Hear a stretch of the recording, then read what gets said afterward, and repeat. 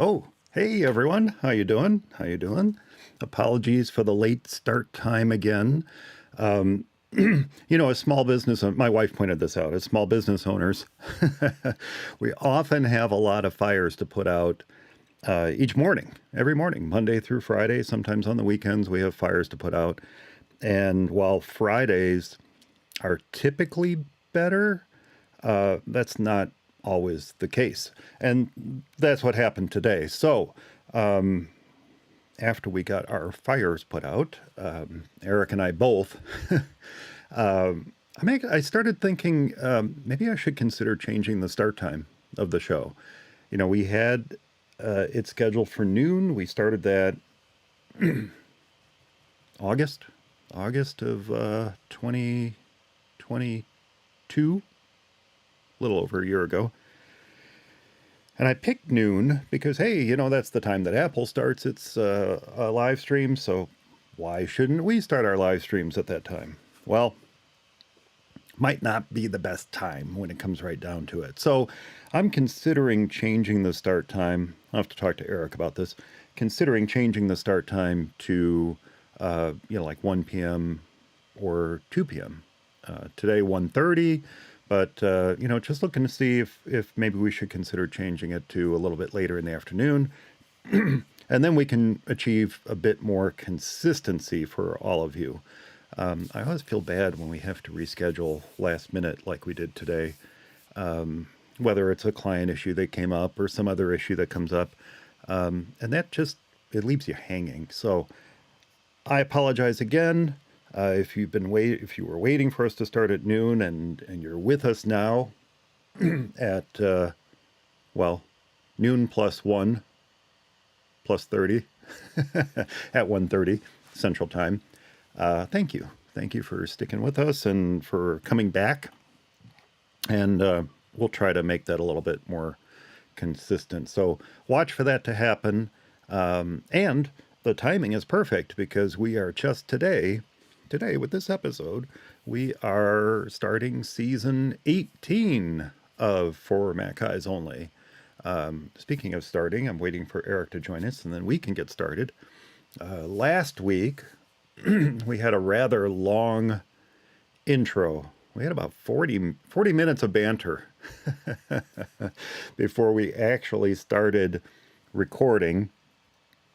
And because we're starting later, I'm aiming to improve that today. So we'll watch for that too.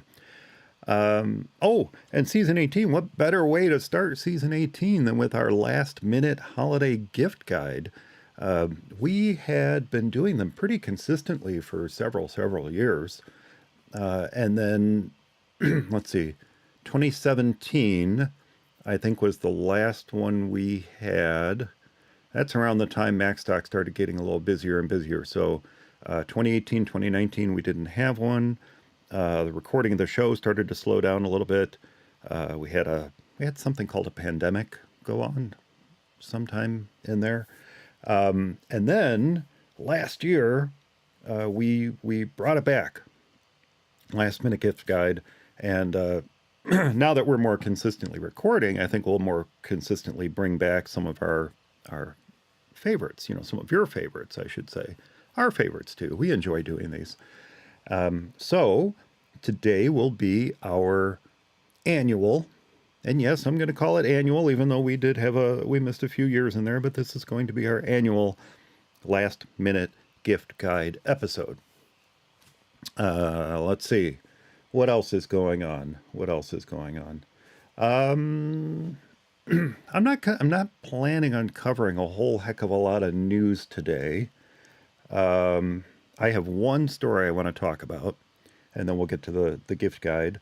And let's see what else was going on in the news. iOS 17.1.2, Sonoma 14.1.2. Those were both released. Make sure you update your devices. Make sure you get those updates in place because there are some pretty important patches for some vulnerabilities that are being exploited in the wild. So yes, make sure you get updated to the latest version of whatever operating system your device is running. So that's big news. I don't plan on talking about this. Maybe Eric will bring it up. But Final Cut Pro, iMovie, Motion, Compressor, all of those had updates this week. And there actually is something in iMovie that it's so simple. It's so simple. And yet I'm kind of excited about it because it's always been a pain point for me. The timeline will now move as you are playing back your edits. So your insertion point or your cursor, where you are actively watching your edits as you're previewing them within Final Cut Pro, as you're playing that back, the timeline's going to move along with it. In the past, you had to you'd start playing it back, and your cursor would move off the side of the screen, and you'd have to manually scroll it. Now it automatically scrolls, which is super super sweet. And then there's also some tracking updates, some AI tracking updates. And Ripple Training covered this really well. But one of the updates is pretty cool. They showed an example where they were tracking someone's face who was riding a horse. There were a number of folks riding a horse through the woods, and the person whose face they were tracking went behind a tree. And in the past, that would always be problematic, right? Well, in the sample that they showed, the tracking of that person's face just kept right on after they came out from behind the tree. So that's the AI assisted aspect of this new or updated tracking feature in Final Cut Pro, which I thought was quite cool. Let's see what else is going on that I wasn't planning on discussing in the show this week. Oh, Steam. Steam has officially dropped support for macOS Mojave. Oh, that's sad news. As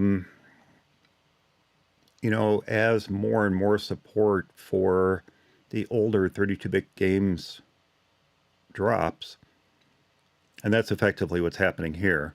By dropping support for Mojave, they're effectively dropping support or killing off a whole range of fantastic 32-bit games that just will never, ever see the light of day. They're never going to be upgraded to 64-bit. So this whole library of fantastic games is going to be gone. So this is a good excuse to keep an old Mac around if you're a game player. It's also a good excuse to keep an old Intel-based Mac around if you virtualize Windows and you play games that way. I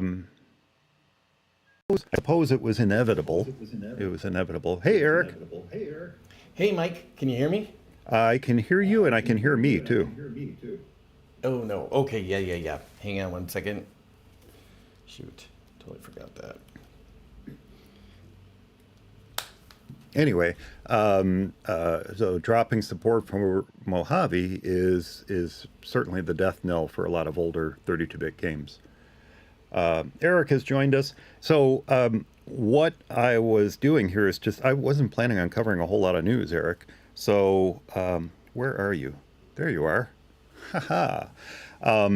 Wasn't planning on covering a whole lot of news in the episode, so I was just kind of running down some of the news I had collected this last week before we started recording, figuring, well, we're not going to talk about it during the show, so why not talk about it while I was waiting on you? And right. Final Cut Pro released. I'd be interested to hear what you had to think about that. As simple as it is, I was pretty excited to hear that the timeline is now going to move along as you're playing back your edits. Oh my gosh. Yeah. What a game changer. The scrolling timeline, and it's something that was been requested for a long time, and I know I've wanted to see it, and it works actually really pretty well. I mean, not pretty well, it works well. I think I found a couple of hiccups, and actually, usually I'm always not loath, but I always wait on my production machine before I upgrade, just to make sure that everything is cool. But this one I actually threw caution to the wind upgraded it because I wanted to. I wanted to see the scrolling timeline. So it's off by default. You have to set it Oh, I thought in it was on by preferences. default. I was telling Well, at folks least mine. I watched a Ripple training video about the new features, and they covered, it's not like it's a huge, you know, major version upgrade to Final Cut, but there's some really nice Yeah. tweaks made to it. And Yeah. Ripple Training covered them really nicely in a short video on their channel. And Yeah. yeah, I thought they said it was on by default. I did upgrade, but did I turn it on? I thought it was just on. I don't know. I don't know now. Well, I had to on my machines because I started I started using it and I'm like, okay, what's going on here? Why this doesn't seem like it's any different than the way it's always been. And then I went into playback inside and I found the little box. So I don't know I know if it was yeah, you just can turn it me. off. Yeah, and well, it might have been one of those things where they didn't, Apple didn't, in case there's people that, I mean, we already know people get upset when things are included or turned Don't on, and change things. Goodness exactly. So gracious. I think they're probably a little gun shy to just turn every new feature on. I don't know, but well, that was the case with mine, but it actually works pretty slick. I think it's kind of cool too that it just, the timeline moves and well, it's actually that the playhead moves, and then once it kind of hits the center, then the background, then the timeline moves. That's kind of Yeah. slick. I like how they did that. It's another one of those little, when I first watched the Ripple training video, I was thinking, that's another one of those little attention to detail things that Apple does that nobody else does. Yeah, yep, Everybody that's else would exactly right. just scroll it, but the way that they do Scroll it, it. Yep. and oh gosh, what did they show? There was something else about how it would remember your position if you went and did this other thing, and it would come back and it would just kind of pick up where you left off. I don't remember what it was. You know, there's so many things like that in Final Cut Pro where it just remember. It's like so. I think it's part of what makes it so intuitive and kind of so much fun to use too is that it does things for you. Well, it does a lot of things for you that you have to do manually in other editors, and it's like they just went ahead and kind of did it. I mean, even if you move something like a picture or another, let's say clip of footage or whatever into the timeline that's a different resolution, it'll just Yep. change it for you. It'll make it work. Whereas, like something like Premiere, whatever, you have to manually figure that out and make it work, Yeah. and it's just, I don't know. It, like somebody said, it lets you concentrate on just editing and actually do the work of the editor as opposed to like learning the software. And Yeah, I they think that's kind of exactly right. made some assumptions about how you should or want to use it versus how Right. you might. Yeah, and you can change it. You don't have to Right. accept these assumptions, but they kind of out of the box it makes assumptions about ways that you can or should use it that would make your job easier. Easier. And for Yeah. someone like me, beautiful. Thank you. That's exactly Yeah. what I needed. I Yep. just I just need it to work, right? To come out of the Yep. box and just Yep. work. The AI tracking that they showed was pretty impressive too. I don't do much with Yeah. tracking, but they had this video. He mocked up, I think he mocked this up. I don't think it came from Apple, but mocked up a video where there were some folks riding on horseback, and he wanted to blur out the face of one of the riders. And so he set up tracking on the face and put a little blur over it. And as the horse and rider passed behind some trees, normally that would completely throw you off, Right. right? Because Right. The now tracker. now Yep. your tracking subject is effectively Gone. gone. They're behind a tree. Yeah. but the new tracking features picked him right back up again as he emerged from behind the tree. And I'm like, wow, that's pretty cool. That's slick. That is really slick.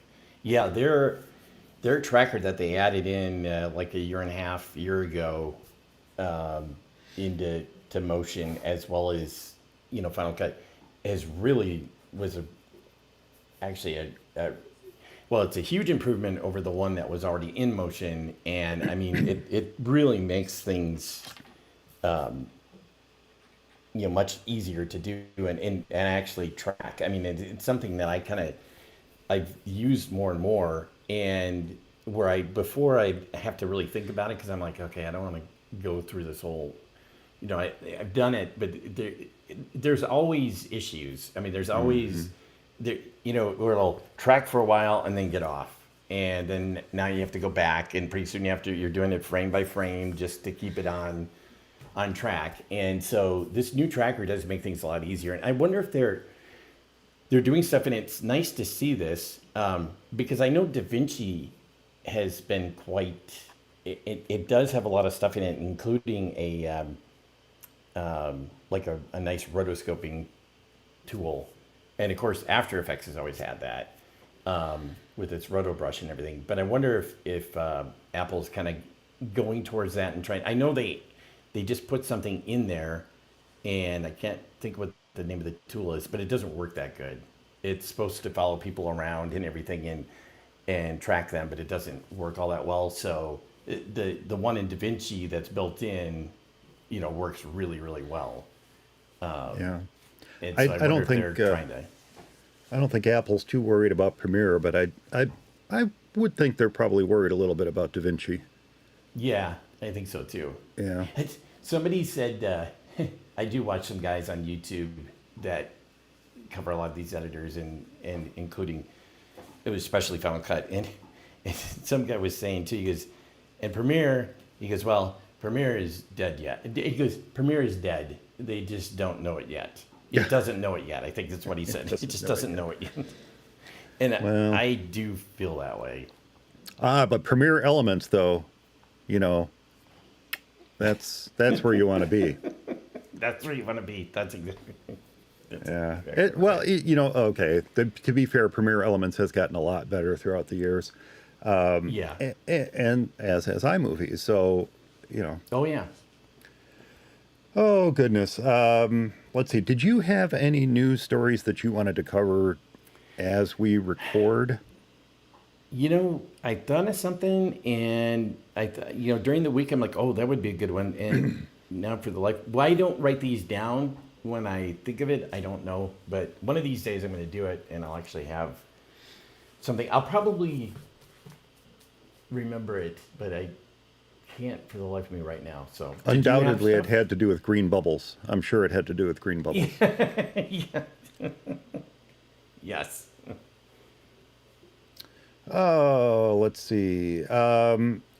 One more thing before we start recording. I told folks early on, as I started the live stream, I said, last week we were going 40 minutes before we actually started recording the show. Yes. Because we're starting a little bit later today, I thought, well, let's just go ahead and get to recording the show, right? Do it, yeah. But I started covering some of these news stories that we weren't necessarily going to talk about in the show, and there's one more.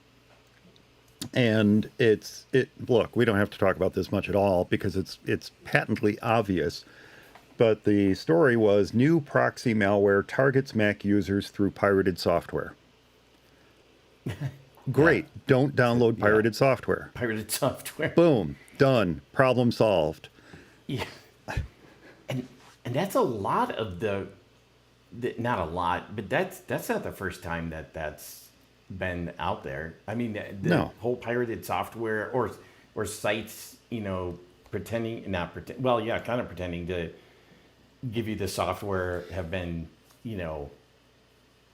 filled with, whatever Trojan or virus. And it just seems like you said, just, there you go. Don't pirate software and you don't have anything to worry about. Kind of solves the problem right there. Yeah. You get what you should expect. Is that right? Yeah. Does that sound right? Look, if you're going out downloading pirated software, your Right. chances of getting some sort of malicious infection on your computer, no matter what computer it is, rise Right. exponentially. Don't Exactly. don't do it. Whatever. Exactly. Yeah. If you're Um, yeah. right. North Korean hackers attacking macOS using weaponized documents. Again, a lot of this comes down to the things we've talked about on the show time and time and time again. I mean, you're Yeah. receiving a document from an unknown or untrusted source. Maybe Right. give it the extra skunk eye. Right. Exactly. Don't And open it. you know, it kind of goes to the point of two. Um, there's only so much you can do. I mean, it's hard for people to protect you from yourself. If you Yeah. are, you know, yeah, I see that stuff and there's other things too where they, just if it's some sort of deal where it's like this deal that's too good to be true, it's too good to be true. And if you click on that URL, you're only going to get into trouble, and it's just not worth it. Yeah. Okay. So I opened the article. Yeah, North Korean threat hackers focused on macOS in 2020. Oh, this is not even an active thing. I mean, it is active, but it's not like this is happening right now. North Korean threat Yeah. actors focused on macOS in 2023 with two major campaigns, Rust Bucket and Candy Corn. I love the names. Rust Bucket employed Swift Loader disguising itself as a PDF viewer. So again, this is untrusted software that you are, Right. I guess, to be fair, oftentimes tricked into downloading and installing. And Right. that's, you do, again, as we said, you really have to kind of accept, you have to work to get this onto your Right. computer, because you're going to have several warnings thrown up in front of you Right. before you actively install or run this PDF viewer. Yep. So Yep. Exactly. the Candy Corn campaign, Python scripts, Python scripts Oh. targeting blockchain engineers, delivered a C++ backdoor after hijacking the Discord app on hosts. So it's a 5-stage attack, targeted users through Discord, using social engineering to trick them into downloading a malicious Python app. So, Right. yep, It, there you go. is Python installed automatically on Mac still, or is that something you Isn't it? have I thought it to? was. I thought we could run Python scripts. Yeah, I was I just don't think trying you to have to install remember. Xcode to do it.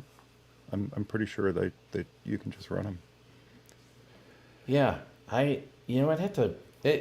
I'm sure that's true, but for some reason, maybe it was just to get a more updated version of it or something. I don't know. Yeah. I Do we need thought to for go some through reason the I five could use stages? it. Do we need to go through the 5 stages or just start recording? Oh yeah, Go through them? probably. All Yeah. right. So here are the 5 stages of this Python attack, candy corn attack. Stage 0, the Discord. So it's a Discord user. You're a Discord user. You're tricked into Right. downloading a malicious Python app. It is a zip file, cross-platform bridges.zip. No, bridges.zip. So it is a cross-platform Python script encapsulated within a zip file called bridges. Malware links are sent via direct message and hosted on Google Drive. So yeah, there's a couple steps in there that you need to take to actively get this. Look, it almost sounds to me like maybe this is more of a danger to Windows users or Mac users who actively ignore the warnings. Right. Then, as a module, the main Python script imports a second one called Watcher. In this stage, Watcher verifies the Python version and runs yet another script, test speed, which downloads and executes Finder tools. After execution, the test speed script is removed. And then the Finder Tools app is saved in User Shared Finder Tools. Okay, then we're up to the third stage where Finder Tools runs Sugar Loader. That's also from User Shared. It's a hidden folder. So, on Mac OS and Linux, you Mm-hmm. can hide a folder by prefacing it with a Put a period. period. Yeah. Yeah. So it's a hidden folder named SLD, .sld. So it's a hidden folder. Copying it as a log file and app name, also hidden. It hides it within the Discord app. Applications discord.app/content/macOS/.sugarloader. Ooh, interesting. It's coded in C++. It looks for a config file in your library caches folder. If it's not there, it downloads it. So Yeah. And then fourth stage, the sugar loader downloads HLoader, replaces genuine Discord with this hacked version, sets up a stealthy persistent mechanism, and then it disguises itself as macOS.temp, ensuring continuous undetected execution alongside Discord. Apple's login item monitoring remains unaware to this smart renaming reloading strategy, enhancing persistence. And then the final stage in so this stage, from the com.apple.safari config file that it created in stage 3, grabs the C2 URL to fetch and run the candy corn, and Bob's your uncle. No, that's not what it says. But that's pretty much the yeah. 5 stages of it.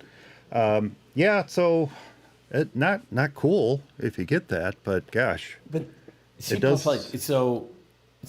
obviously it's written for this sugar loader or whatever that's actually written for Apple Silicon then? I mean, or runs on Rosetta. I mean, it would seem like you'd have to have 2 flavors, one for Intel, one for Apple Silicon, or Well, it's a somehow. Python script. It's a Python Yeah, but script, you so did it's say there was C++.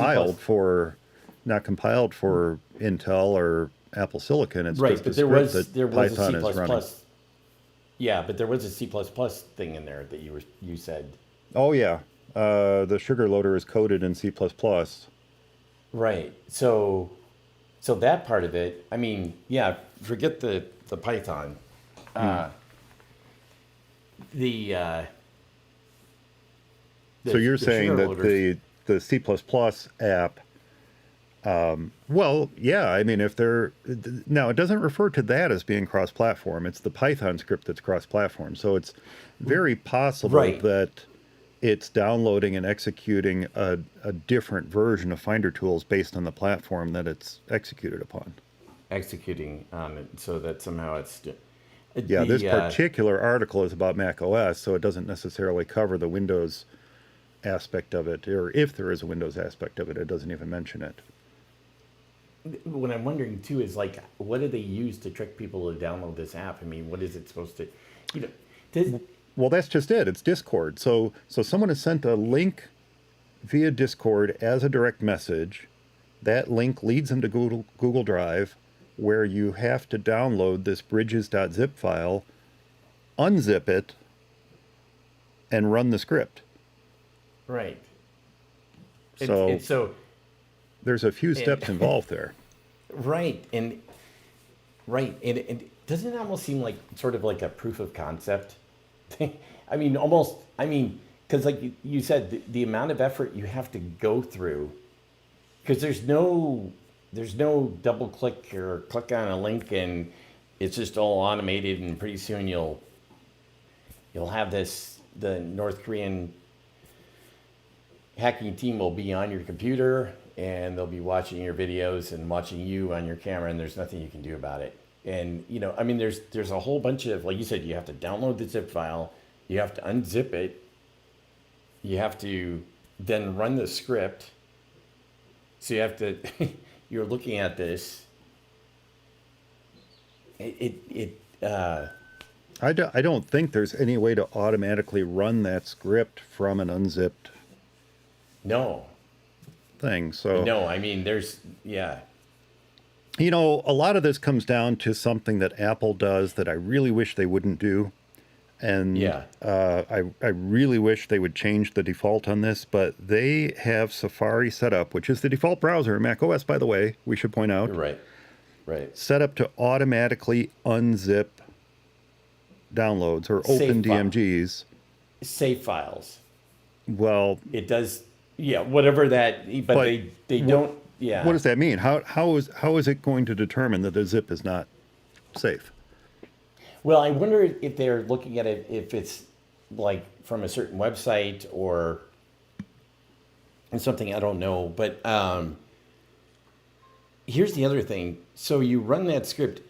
Anytime it seems like you try to run a new script or anything like that on Mac OS anymore, it prompts you right away to go into the security and privacy system settings and click a little thing that says, "Yeah, go ahead. This is okay." And so, not that I want to try this out on my machine, but I'll send you the I link. wonder. You got a Discord account? I'll send you the link right now. I think I do somewhere. I haven't been on there a while, I but haven't been on it.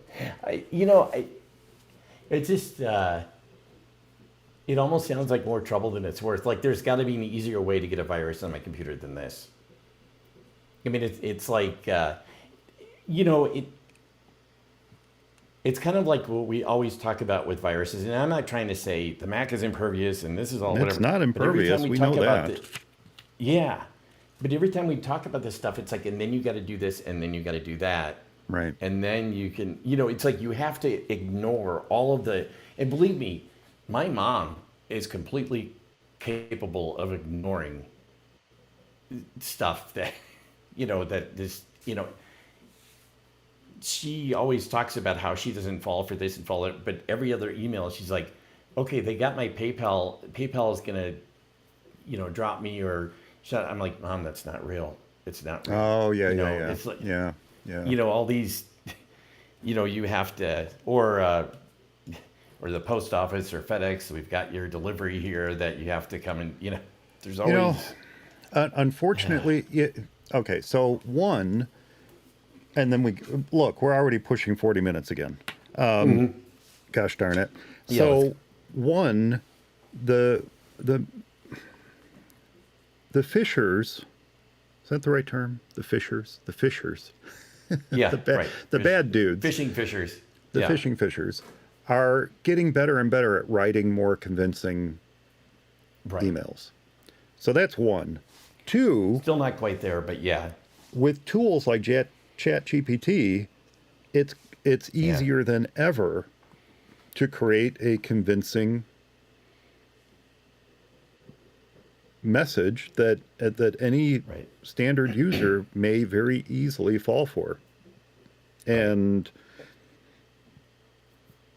you, I don't know. It's human Yeah. nature. It's human nature to Yep. want to follow up on these kind of things, and Yeah. it's very, very Yeah. difficult to defeat that. And that's why the antivirus market is so huge on Windows. Right. Right. They don't have as many Yeah. steps and hoops to jump through as we do. As annoying as they are, they protect us. Yeah. And Exactly. That's exactly right. we're. And you're right. They are annoying. There's sometimes like, oh my gosh, come on already. But Yes, yeah, it can have access to my documents folder. Yes, it can have access to, and it's almost like I don't know if they called it this with Vista and subsequent versions of Windows, but I think of it as click fatigue. It's like yeah. the cookie Yeah. banners and all this other stuff. It's click fatigue. We stop paying attention to this stuff. Right. Yes, And the it's almost warnings like- are there, but we're not paying attention anymore. It's terms of service and all these other things. It's click. You just click, click, click, click, click. Just get it away from me. I want to get to what I'm trying to do, Right. and And that's always like a you said, danger. the cookie banner thing, whoever dreamt that up, you have to think about this. Okay, so it's going to be every site, every single time. So people are going to just stop paying attention to it, and just, in fact, people probably buy software to click it for them and they won't even see it. It's Yeah. just, yeah. I was No. just thinking about this the other night. The laws about the cookie banner were not really written by anybody who understand how all this works. Right. Cookies have been part of the internet and our ability to interact with it in a friendly way since almost Yep. the beginning. Yeah. What Oh, really? Yeah. what the law should be written and what we should be warning people against are third-party tracking cookies. In other words, Right. cookies that are Right. fed to your computer by a third party from another website. Those are really the ones that we should be warning against, not the cookie on my, mom and pop WooCommerce site that's setting a Right. session cookie just to remember what someone put in their darn cart. Right. It's Right. Exactly. like that Or, is not a threat to anybody. And quite right. frankly, tracking cookies are not really a threat either. There's nothing truly Either. malicious they can do other than gather information about you, which I know some people feel is much more of a threat than I feel it is. But still, Yeah. it's such a blanket law Right. that That doesn't seem to really, right. anyway. Yeah. No, no, you're exactly right. And I feel exactly the same way. Yeah, I mean, you really can't do anything to make it even remotely user friendly at a website without having at least a session cookie to track what's going on. I mean, otherwise, every time the person loaded a page, they would need to re-log in, or they This would is need how the to internet works, do. people. I'm sorry. This is how it works. Yeah. If you don't want it to work that way, fine. We'll change things. We'll go Right. back to the days of BBSs. But even then, you had to Right. hand over a certain amount of information to be able to log into it each time you dialed up into it again. Right. Oh, anyway. And All I right. like, So I like BBSs. I do like, they're still out there. They're still out there. You can still get to them. Where did you find them? I have a couple modems at the office. I got a bag of modems if you want one. Oh man, so you could still dial them up and oh, that would I'm be not cool. kidding, Eric. I literally have a bag of modems. Do you really? I do. Do you really? I do. Yeah. It's a bag of That's modems. awesome. Would they? Yeah. Would they work though with a new Mac or newer? Yeah, as far as I know, the USB modem that I had still works. Oh. Oh, you know what? Yeah, I suppose. You know what? It doesn't still work because they didn't update the drivers on it, so the drivers are 32-bit.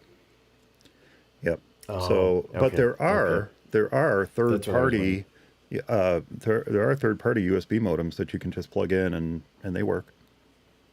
Yeah. So you could actually, man, that would be fun. Yeah. That would be fun. I miss Well, let's the start old- up a BBS. Yeah, let's do it. It's not, goodness sakes, it's not hard. No. All right. 40 minutes. We're going to start recording here. Sounds How many, good. how many, I told folks this is the last minute gift guide episode. How many did you bring to the table? Like 3 or 4. Okay. Perfect. 4. Perfect. Wonderful. Yours are probably much more practical than mine, but we're gonna, No. no? Oh, good. Don't Good. think They'll so. just be all fun ones then. Yeah. Well, nobody said there'd be fun, but I'm not sure how practical. Well, here we go then. We're going to get started in 3, 2, 1. It's for Mac Guys Only, episode number 421 for December 8th, 2023. We wish you a merry unboxing. Hey everyone, welcome back to For Mac Guys Only, the show for the Mac community, where we share our thoughts and opinions on current Mac news and events. And joining me to celebrate the holiday season and last minute gift giving is Eric Erickson. Hey Eric, how you doing? Hey, Mike, just fine. How are you? I am doing great. And remember, folks, if you are joining us live, I'm going to be keeping an eye on the chat room too. That's right over here. And if you have any questions or comments as we move along, be sure to preface it with a Q or just just jump on into the chat room and we'll try to address it here on the show.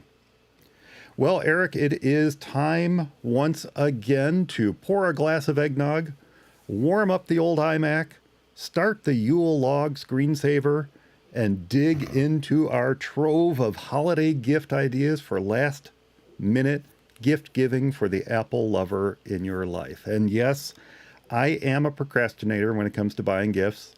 The worst being when I drove over an hour. This was quite a while ago, you'll tell in just a moment. I drove over an hour to the closest shopping mall on Christmas Eve and just a couple hours before closing to purchase gifts for darn near everyone on my list. Oh, that was fun. And it was crowded too. Awesome. It was crowded. But yes, with all the other procrastinators there. I know, that was the absolute worst. But since we are all Apple fans here in Apple using families, if we have anything to say about it, if you are a last minute shopper like me, then there are probably still at least a couple people on your list to buy for this year. So this episode is for you. Now, before we get to this year's list, Eric, are there any news stories that you would like to cover this week? Not that I can think of offhand. There's always something I see earlier in the week and then completely forget about it when it's time to record. So one of these weeks I am threatening that I will write down something, and it may actually be entertaining or not, or informative.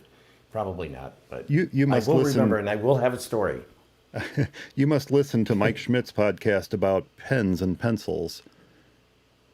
He has a podcast about pencils and pens. Really, it's about pens.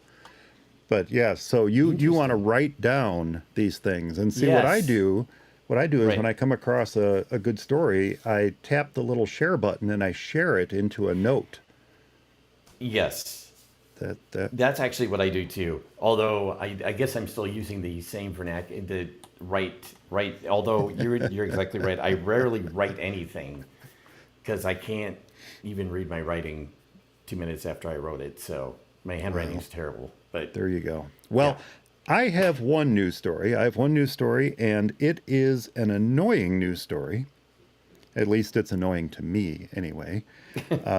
Yes, the Windows trolls are coming out in full force this week as YouTube channel MaxTech, yes, the very same channel that reviewed the M1 MacBook Air as the perfect laptop after it absolutely crushed an upgraded Dell XPS and an LG Gram.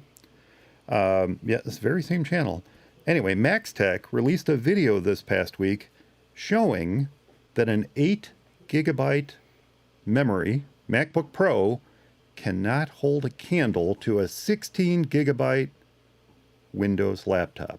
Well, the folks at PC Gamer pounced on that, and they published a post this week saying, quote, "Sorry, Apple. Turns out 8 gigabytes of memory on a Mac isn't anything like 16 gigabytes on a PC after all," end quote. Yes. Thanks to Apple for not only being bold enough to claim, as we reported here a couple episodes ago, that 8 gigabytes on an M3 MacBook Pro is probably analogous to 16 gigabytes on other systems, then that was a direct quote, but to not qualify that statement, as we did on the show a couple weeks ago, with a simple disclaimer: for regular use. That's it, Apple. That's all you had to say. For regular use. But did you?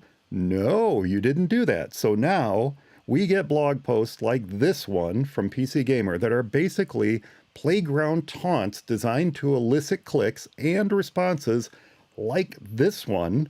Yes, I'll admit I took the bait, pointing to tests like the ones performed on MaxTech and saying, yeah, your MacBook Pro with 8 gigabytes sucks.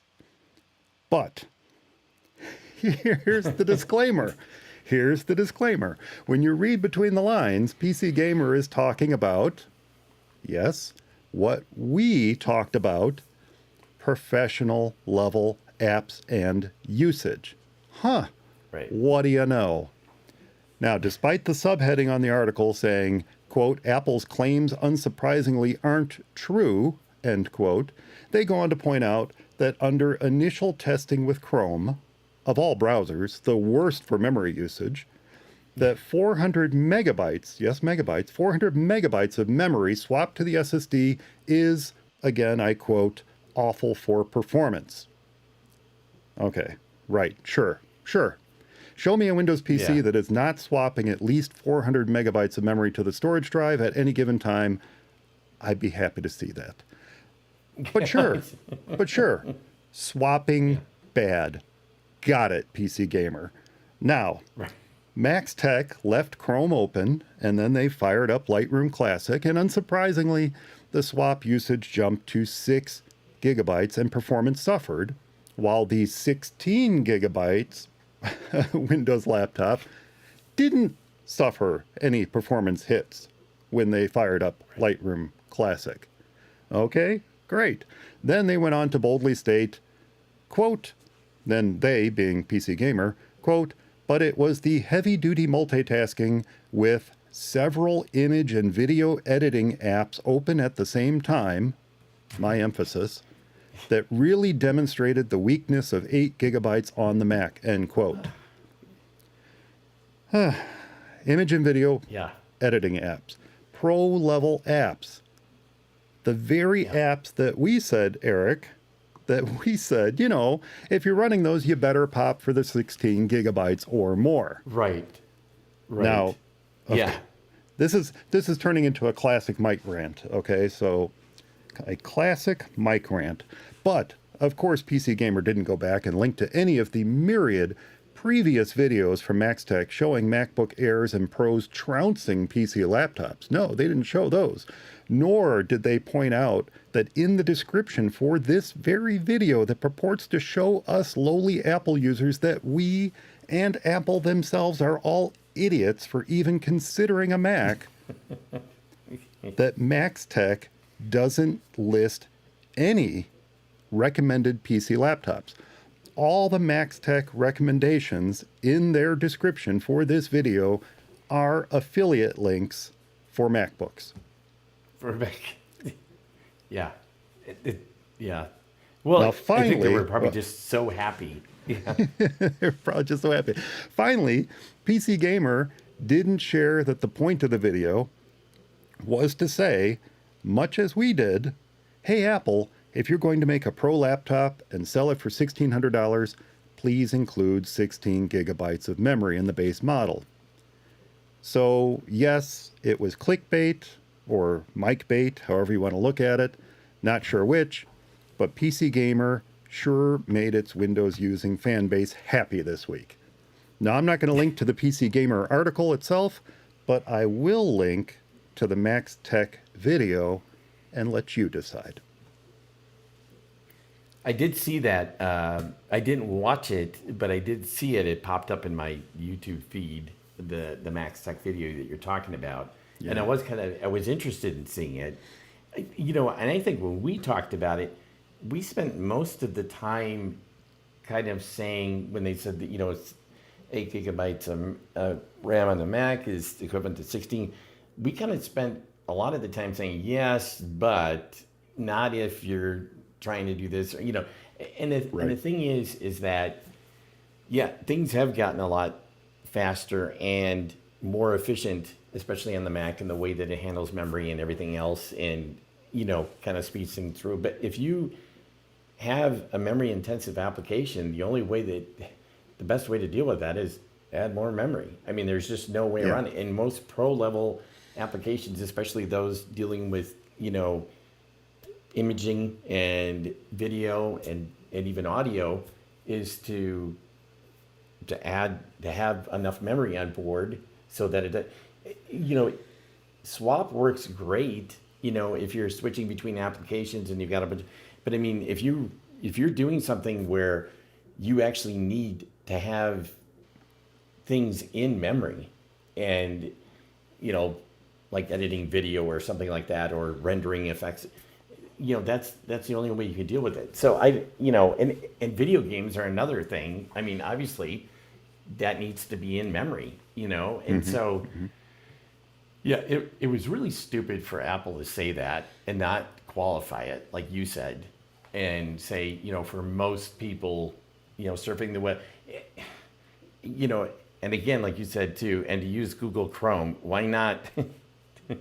I suppose why not use Google Chrome if, Sure, even why though, not? Let's yeah, pick the most biggest people on a memory Mac, hog on our Macs. Yeah.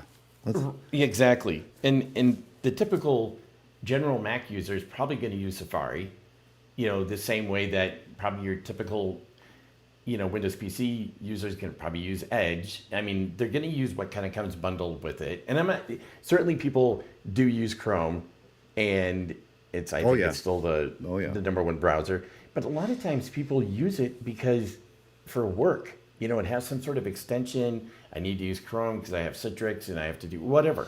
And so, it's more of that. But yeah, I know it's. Well, whatever, certainly, Chrome is the Internet Explorer of the 21st century, which we've said on the show before, in more ways than one. But look, they needed to have a cross-platform browser to keep it Right. as close to Apple's and PCs as possible. PC. Right. But they could have picked Firefox, which is much more I know. memory efficient. Why not use Firefox? They could have picked any number of browsers, some of which, even if they're Chromium based, are still better at managing memory than Chrome is. But Yeah, I was anyway, going to say Vivaldi. Yeah. look, I get, and then on the other hand, let's keep playing devil's advocate here. If they're going to be testing memory, why not test a browser that they know is going to chew up a lot of memory? Right. The PC Gamer Yeah.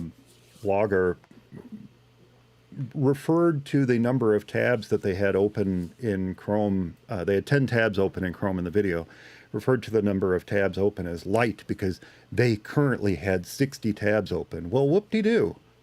Whoop-de-doo. I've got close to 40 or 50 open right at the moment, and that's wonderful. But I'm not seeing any performance hit from doing that. But then again, I'm using Firefox. So Right. And if you're not actively using all those tabs, a lot of times they'll just hibernate, or the browser will, take them out. And I mean, yeah, no, I know it's. You know what? I think it's just what you have to see. What you have to think. And again, part of it too. I think is Apple's almost baiting guys like that to say, I mean, it's a stupid thing to say that. And, I think they're trying to say that to get away with it. And anytime you have to say something like that, it's just, even if 8 gigabytes was exactly equivalent to 16 gigabytes on Windows, and, it just all the way through, whether you're a professional or not, just saying that, to me, my answer would be, well, yeah, but why don't you put 16 in and make it even better then? It's like, what? that's a good point. I mean, why not make you're it just better? trying to justify why you're being cheap. Yeah. Yeah. So, Yeah, which is what we said. And Yeah. and look, Right. as I said, the MacBook Air that we have with 8 gigabytes of memory is a fantastic machine and has never been a problem for my wife. And she is actually a fairly heavy user. She has a lot of browser tabs open all the time, more than 10. And I wouldn't even qualify her as a power user. right. She uses a combination of Firefox and, yes, Chrome. She does have Chrome on there as well. Takes Zoom calls and live streams classes at least once a week with her book group. Never has a problem with 8 gigabytes of memory. Right. When you're talking about loading up Lightroom, and then you're talking about in a nice generic way, they didn't. The article didn't list it out, but that. Let's see, what does it say? Oh yes, several image and video editing apps open at the same time. Well, yeah. I know. I mean, what? What do you expect? Several video. Now, how about putting 16 gigabytes of memory, getting one with 16 gigabytes of memory, and comparing that to the Windows machine? Let's see how that compares. As you said, Yeah, if that's Apple, exactly if you right. really wanted to trounce Windows, start with 16 gigabytes of window or 16 gigabytes of memory, and yeah, these kind of questions won't even come up. Exactly. No, Yeah. exactly right. Right. Yeah. It's one of those things. Hopefully, obviously and I of course have talked about, Apple as it once was under Steve Jobs and how it is under Tim Cook, and I wonder, you know, you never can tell. You can never say, well, if Jobs was here, he'd be doing this and he'd be. But it did seem like y- Apple's computers, their Mac, have always been more expensive, but they're not expensive generally for what you get. They No, just don't make cheap stuff. Like Jobs said, we don't make a $300 computer. It's something to that effect. Is we don't think we can make it where we would be happy with it. That would be something that they would be happy to sell. And it's just and so they put stuff in their computers and their Mac, and it's just it's really been the same way all the way through. In the '90s, it was SCSI, and then it went to FireWire, and then now it's Thunderbolt, and it's stuff in there that costs extra money. I mean, they were putting Ethernet in computers back when Ethernet was just like, what is that? optical I mean, drives. yeah, optical. Yeah, exactly. Yeah, And so you you pretty much when you get a Mac, for the most part, you get everything that you need. yeah, Unless you need some. Well, I guess in this case, optical drive. Unless you need some, you know, you need to do CDs or DVDs or whatever, Blu-ray. Then obviously you need to get an optical drive. But I mean, most people don't have that, and then if you do, it's what a $40 add-on or something like that. It's not a, right. but yeah, I mean, you pretty much get everything you need, and it's not something that you have to add later on. And so, I don't know it. Like you said, and you've done these price comparisons before on just about every level, Mac and PC. That once you put everything in there, this is what you get. The funny thing is, and I've said this over and over again too, when you compare cars, when you compare, let's say a Toyota Lexus to, a Honda Civic or whatever, people understand cars almost intuitively. They know this car is more expensive because it's got this and that and there, and nobody says, oh well, that's. I mean, yeah, there are some people like I would never spend that much money on a car, but nobody ever looks at a BMW and say, well, that just costs too much money. That there's no way. They know what it is, Hmm. but it's almost like when you get with computers, it's like you're not supposed to do that. You're not supposed to have a nice looking computer with all this, functionality and everything else. It's almost like you're not allowed to do that. You have to be as cheap as possible and be as what I don't know. It's hard to explain, but it's something that in other areas, even when it comes to machines, it's totally fine, but when it comes to computers, it's not. Yeah, the earliest personal computers were not cheap for the day. They No, were impressively inexpensive.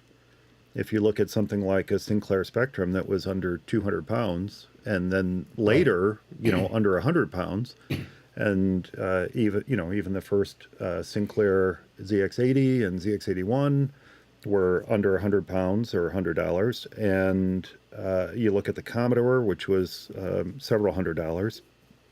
I don't know those prices quite as Yeah. well, but figure out what those would cost in today's money. They weren't Oh, necessarily inexpensive. They were inexpensive for the time, but they weren't necessarily inexpensive computers. They were inexpensive by comparison.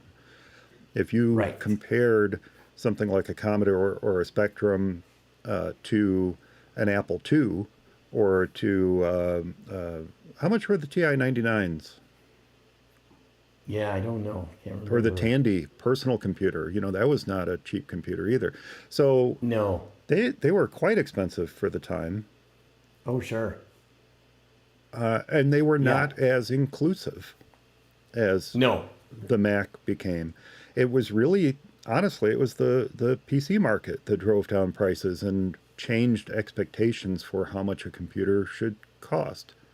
And Cost. I would say Right. that And happened in the 90s, probably, because that happened in exactly because we got a IBM clone in the mid '80s, and it was around $1,500. And yeah, not so if cheap. you take that to today's money, it's 3 grand or more Yeah, at least. And for 3-4 grand, you can get a heck of a computer, whether it's a Mac or a P. I mean, it's yeah. So yeah.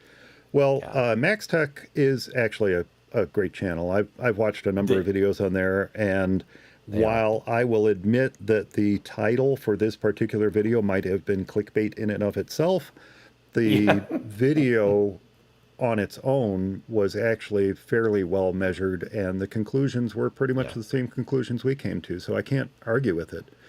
No. The thing that got me so worked up was the PC Gamer jumping on the headline Yeah. and not really bothering to dig into the details, and that's what kind of threw me there. They're not interested in the details. They're Well, just no. interested in putting something out there. That, yeah. Okay. Well, with that said, let's get on to our last minute gift guide, Eric. Like previous years, this isn't just a list of Apple stuff, things that Apple sells. Oh no, that would be too Right. easy. We don't do that sort Right. of thing. Nope. Right. With so many folks, so many companies making cool gadgets and gewgaws for Apple users, we've actually got a collection of things that I think will almost certainly put a smile on those Apple loving users in your life. So, no matter which winter holidays you celebrate, Eric and I have gathered some of our favorite bits and baubles of hardware, software, and well, I don't know if we have software or not. I don't have any software, Yeah. but I don't our have any our software either. our hardware, how about this? Our favorite bits and baubles of hardware and other goodies to share with you today in our Sounds good. 2023 for Mac Eyes Only last minute gift guide. And Eric, I think we traditionally start with you. And how can you celebrate the holidays without tradition? So, what is the first must-have gift idea on your list this year? Okay, my first must-have gift idea is, and it was funny because you said this earlier. You said we were talking about writing stuff down in a podcast that does pens and pencils. This actually is that sort of thing. However, it is made for the iPad, and it is made by a company called, well, I'm not sure if they're called Astropad or if that's still their product, Astropad Studio. But anyway, this product is called Rock Paper Pencil, or Rock's Paper Pencil. Oh, I like Or the name just Rock already. Paper Pencil. Yeah. And so there's been other things like these, and what it essentially is, there's another something similar called Paperlike, and usually it's you have these kind of matte-like screen protectors. Oh yeah. Yeah. It's sort of a plastic, and you cover your iPad with them, and then part of it is that it protects the screen, and it also makes it maybe less shiny and stuff like that. But it makes it easier to draw on and use the Apple Pencil, to write and draw and do all the stuff. It makes it more paper-like in the case of Paperlike. And so anyway, Astropad is the name, and they came out with this rock paper pencil, and it's essentially what it is the same thing, except for their take on it was actually pretty slick. And so what it is this screen protector. However, it is, instead of applying it with adhesive and working on lining it all up, and I probably won't be able to get this off here, but it essentially is stuck on there by magnet. And so Oh, you can apply it and take it off kind of as needed, which is really, really slick. And so, and then the other part of it, it's kind of two pieces. So the other part of it goes on the pencil, and you basically change the nib on the end of the pencil, and it's got like a little metal piece, so that, I don't know if you can see it in the camera or not, but yeah, you can kind of see the metal, and it comes with two different nibs. So, and I think they're both exactly the same, but two separate ones, so that you can. I don't. I think they're not really even supposed to wear out, but so it's really slick. And I think this costed $40. I want to say total. So for the nibs and the actual, you know, screen, the part that covers the screen. So picture of our old cat. But anyway, it definitely, if you've got an iPad user, especially one who, well, I can't personally draw or do anything, but still like to pretend I can at different times. But if you have that kind of person in your house that has, you know, even an iPad Pro or something like that, that makes a terrific gift. I think it's a real nice thing. What I like about that is exactly what you pointed out, that it's attached with magnets. So I presume the magnet's attached to what's already built into the iPad. You don't have to affix some sort of sticky back magnet to the iPad or anything like that. No, no, which I had no clue that would even work, but they must have figured it out. And there's little black edges on it, I think, that hold the magnets, but that goes right up against the end of the screen of the iPad. So it's actually, I want to say, part of you know, the bezel. So, and I imagine that eventually, when, you know, if they change the screen or screen size or the bezel size, that, you know, you'll have to get a new one of these. I don't know, but at any rate, this works really slick. So yeah. And so what I nothing else love to about add. that is that you can take it off, because Yeah. you might want that kind of matte paper-like surface for using the pencil.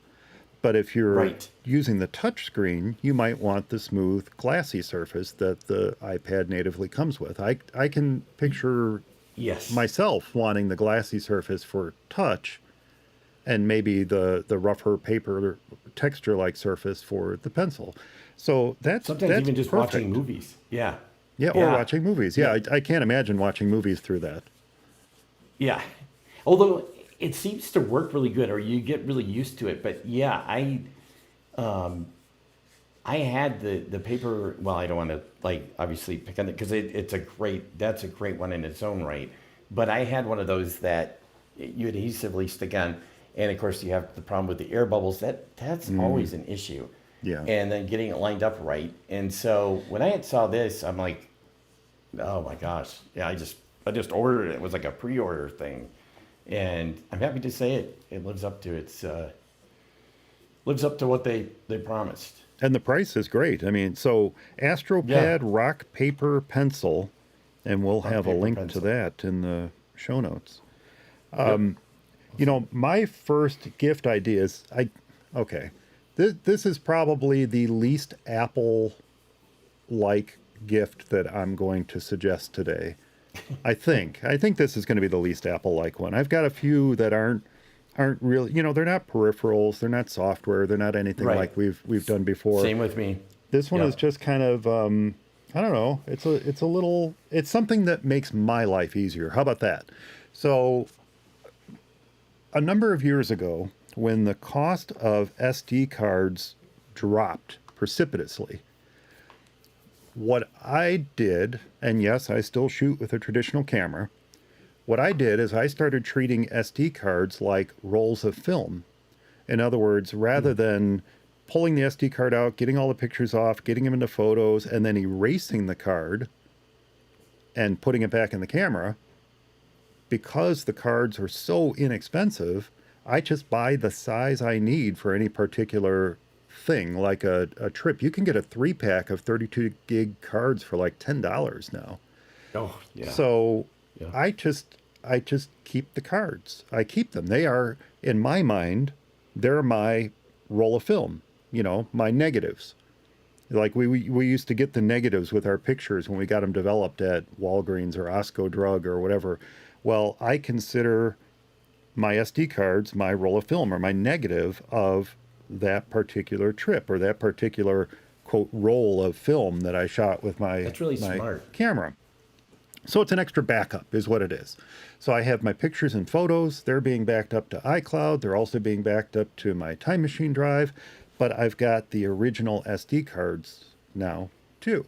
Now I just started doing this a few years ago when the price dropped so much. Before that, it was too expensive to do something like that. But if you think back to the days of film, we used to pay what $3, $4 for a roll of film, and then you pay $12 to develop it, and I mean it was expensive. It was expensive to Yeah. be a photographer, even an amateur photographer. So what I started doing is keeping the SD cards. Now I needed a place to keep them. So what I did, and I'm going to show this to the folks watching the video, but I'll describe it on the audio, is I bought these little envelopes. These are called coin envelopes, and you can buy. I think the box of these I bought on Amazon must have been like 500 coin envelopes for I don't know $10.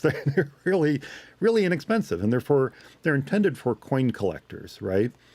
So I bought these envelopes, and then I would take the cards from a trip, or I would take the cards from an event, or if I'll keep one SD card in my camera for non-events and for non-trips, and that'll be like my card for the year, as it were.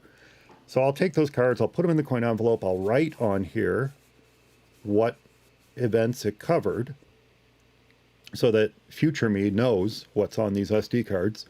And then I filed it away. I stuck it in the cabinet above my desk, and I filed it away. Well, as you can imagine, these envelopes filled with SD cards are a little unwieldy. They don't like to balance very well in the Right. in the cabinet there. So I wanted to figure out a way to keep these somewhat more neatly than I was doing already. So I did a search. So now we're working our way up to my first gift guide idea. It hasn't been it yet. We're working my way up to it. So I did a little search on Amazon, and I found, again, I'm going to show this to the camera, but I'll describe what it is. I found this box. I wanted something that was relatively sturdy. I didn't want just a cheap old cardboard box or whatever. This is actually an index card file box. But if you can see the front, it's got a little latch on it. It's got it almost looks like a foot locker, right? And technically, I guess yeah. it has a Yeah. little keyhole on there too. It comes with a little key, but it's a rigid box, and it's got the nice metal edging along the corners and the sides to help protect it. So it really looks like a foot locker, but a little tiny foot locker that's designed for 3x5 index cards. However, this little foot locker is the perfect size for 2 rows of these coin envelopes. So I can keep all cool. my old SD cards in this little foot locker. Oh, and by the way, it's nicely lined inside too. It's not just bare plastic. It's got this nice lining inside. And So like a foam. no, it's just a cloth lining in there. And so I can cool. keep 2 rows of these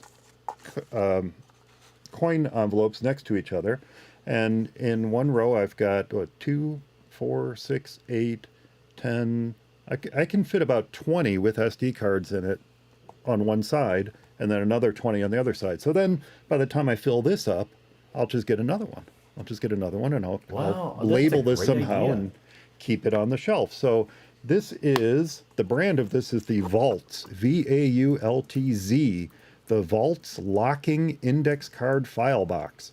And it took me a while to find something like this that I was happy with, because most of the little 3x5 file boxes on Amazon are cardboard, or they're just, cheap junk. I wanted something with a lid that would help keep everything safe and secure, and I could put on the shelf and it would look good.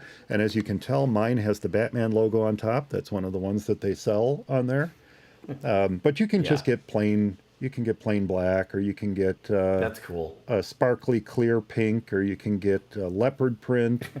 They have a white one, ooh, very Apple-like white one, and let's see, they have a black one with silver edging on it. But you know, me being me, and all the you can see all the Batman. Oh wait, oh it's over here behind me. All the Batman Yeah. stuff I have on the shelf. Of course, I had to get a Batman one. They had it was like fate. Right. It was fate that Yeah. I get this box. And there are, The Batman one's cool. yeah, the Batman one's cool. And this box on Amazon, which I will link to, non-affiliate link, by the way, I will link to in the show notes, is a 22.99, and they have a 10% off promo code right now, and that varies. You know, I think I want to say I paid like 19 something for it, but it's currently 22.99 on Amazon. But it is a well-built box. Very happy with it. This company Vaults makes a number of different sizes. They also make a 4 by 6 inch size and a 5 by 8 inch size if you want something bigger. I wanted a little bit more traditional index card size box, but very happy with it. Black Vaults solid box for storing my coin envelopes containing SD cards and keep them on the shelf in a nice, neat way. So that is my first holiday gift guide pick. That is totally cool, actually. That so you write on the envelopes what trip it is and all that stuff. Obviously, Yes. I believe Yep. you said That's that. that's exactly right. I just Yeah. write on there what event that coin envelope covers, and there you go.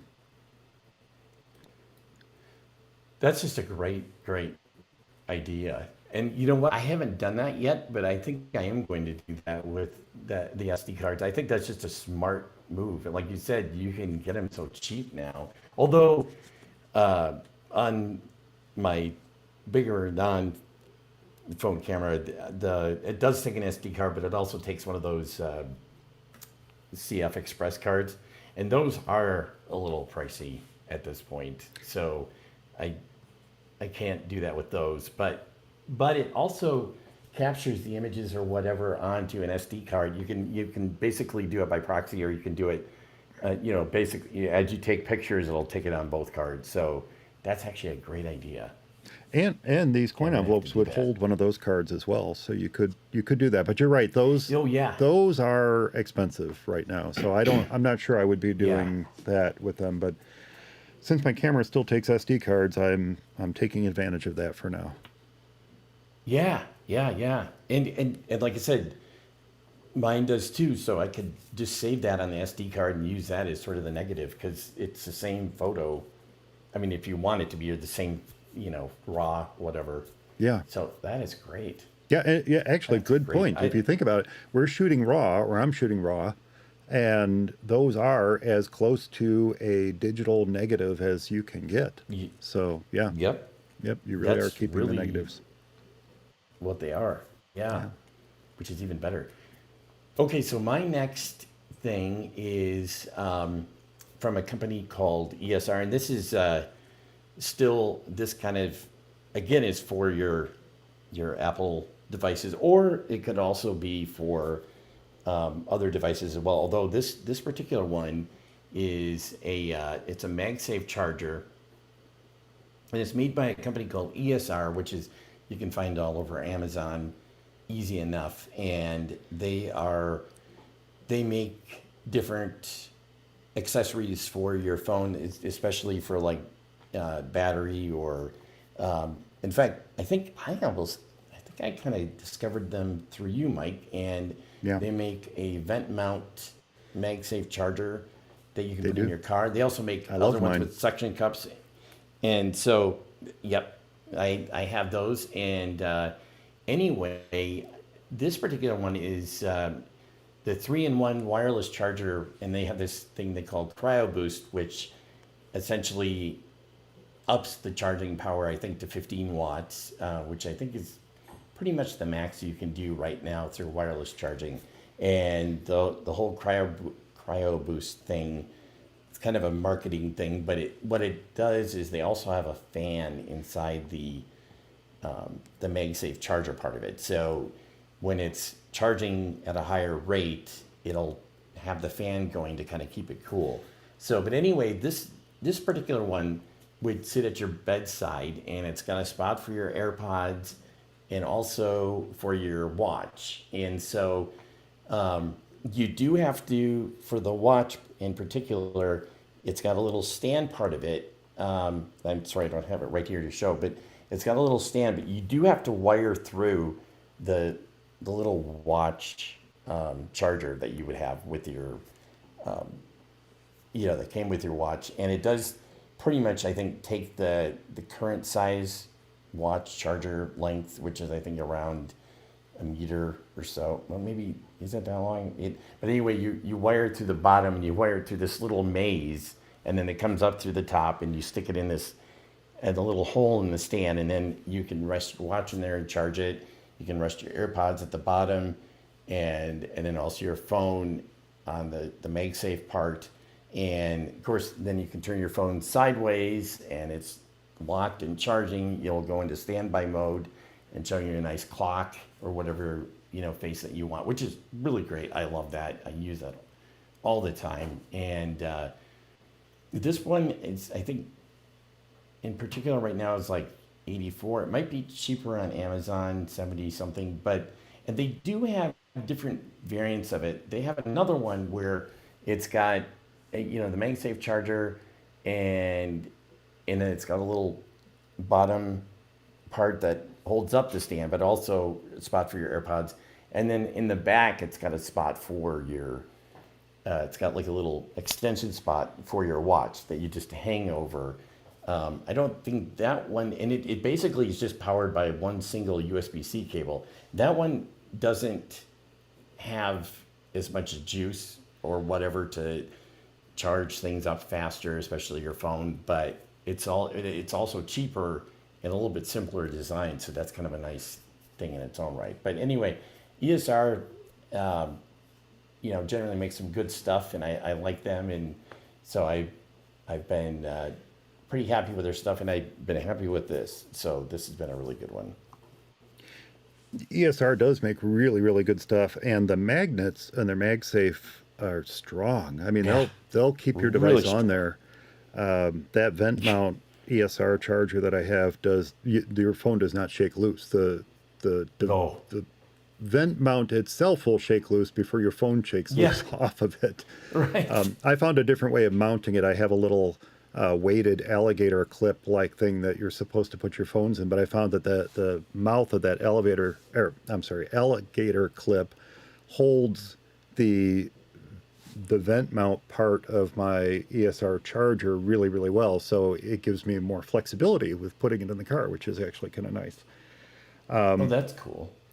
In a rare shock and surprise moment, I only just learned like a week and a half ago that my AirPods Pro case has wireless charging. I had no idea. I was Oh, always really? I was always plugging it in to charge them.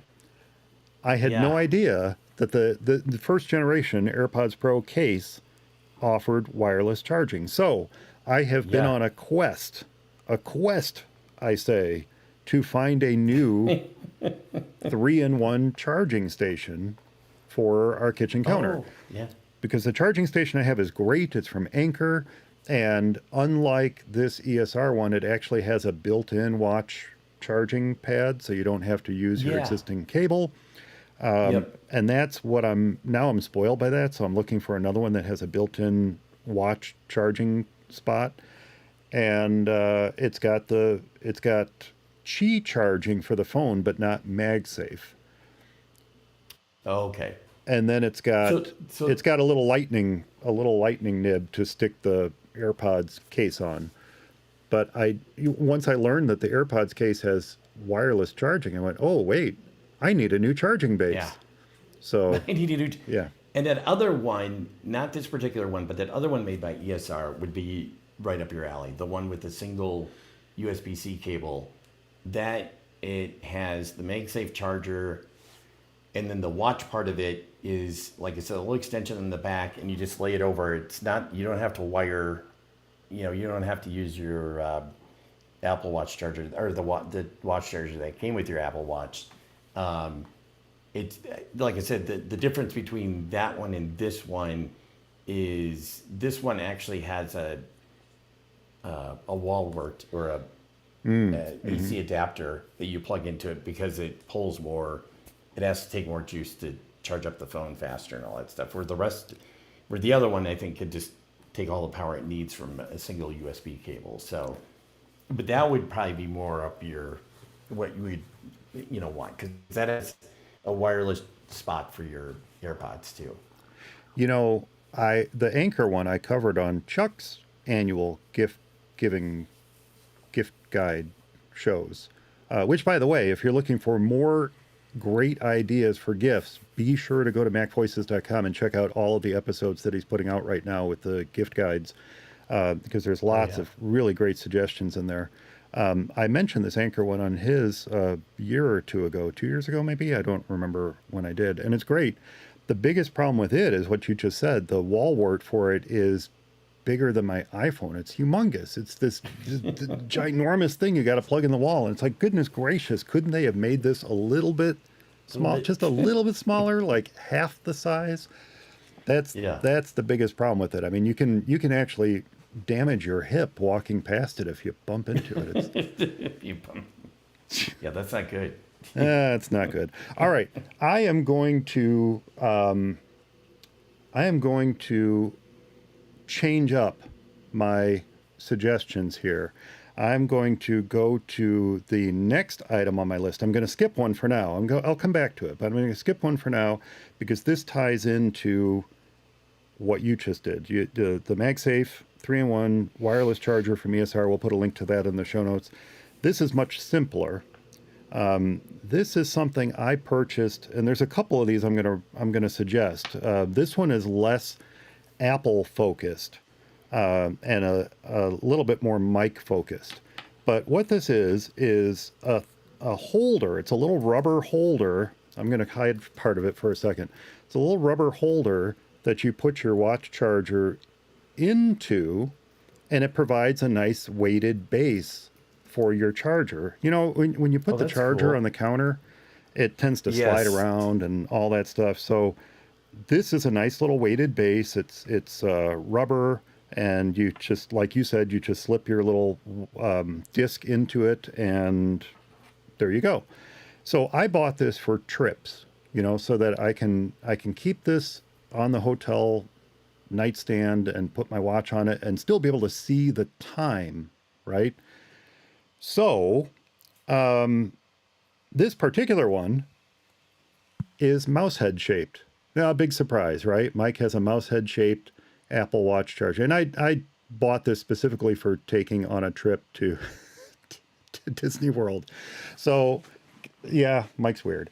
All right, so I got this thing, and it was maybe $8. It wasn't super expensive, but it provides a nice little weight, and then the biggest problem with it is it doesn't pack very well because it's a it's a rubber thing, and it's not very, the ears are flexible on it. The Mickey ears are flexible, but not much else is flexible on it. So it doesn't pack very well, but it looks good and I enjoy it.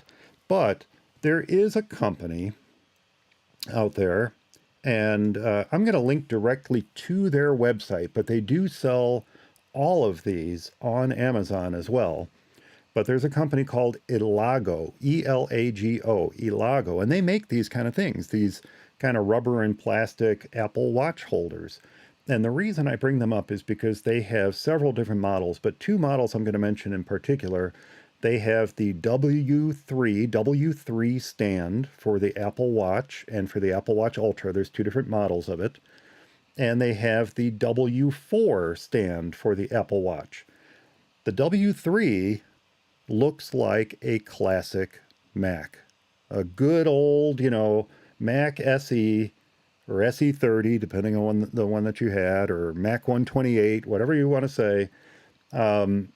It looks like that, and you can stick your Apple Watch in it, and the screen from your watch shows up through the screen of this little tiny Mac that you can set on the counter, and it's exactly the same as what I just showed you. It's it's rubber and plastic, put your watch in it, and it's just a nice place to put your watch when you're charging it. And you feed your charging disc into it, just like it did in the Mickey one that I have.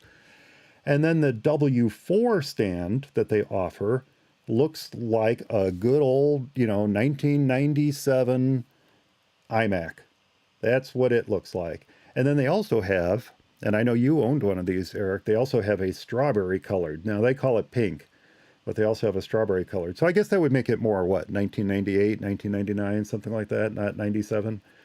But the W4 stand looks like the classic kind of bubbly multicolored iMac from the late 90s. And then the W3 stand looks like the classic Mac. And then some of the other cool stands that they have while I'm on their website, they have one that looks like an iPod. They have some that look like Game Boys. They have some that look like old pocket calculators and television sets, and they've got all kinds of really cool stuff on here. And that's just the watch stands. So if you're on the Elago website, check out some of the things like the AirPod cases that they have. Super cool stuff. And like I said, a lot of these things are available on Amazon as well. In fact, the W3 and the W4, the two I wanted to point out, are actually, there's a 5% coupon on them right now. So really good price, especially if you're looking for a gift for someone for the holidays, something inexpensive or something to put in a grab bag. The full price on it is, what is the full price on it? Full price on it is $13.99 for the W3 Classic Mac stand. They don't call it Classic Mac, by the way. They're staying away from the trademarks here. And then the W4 stand is $14.99. Both of them are a little bit less expensive on Amazon. Plus, there's that 5% off coupon. So there you go. What are you knocking over there, Eric? I don't know. I was just trying to look myself and see what the heck. Must be the chicken fan. Speaking of wall warts, I think that's what it was. No, it wasn't the chicken fan. Anyway, so the Elago Apple Watch stands in classic Mac shape, or, it's vintage now, 1997 iMac shape in turquoise or pink.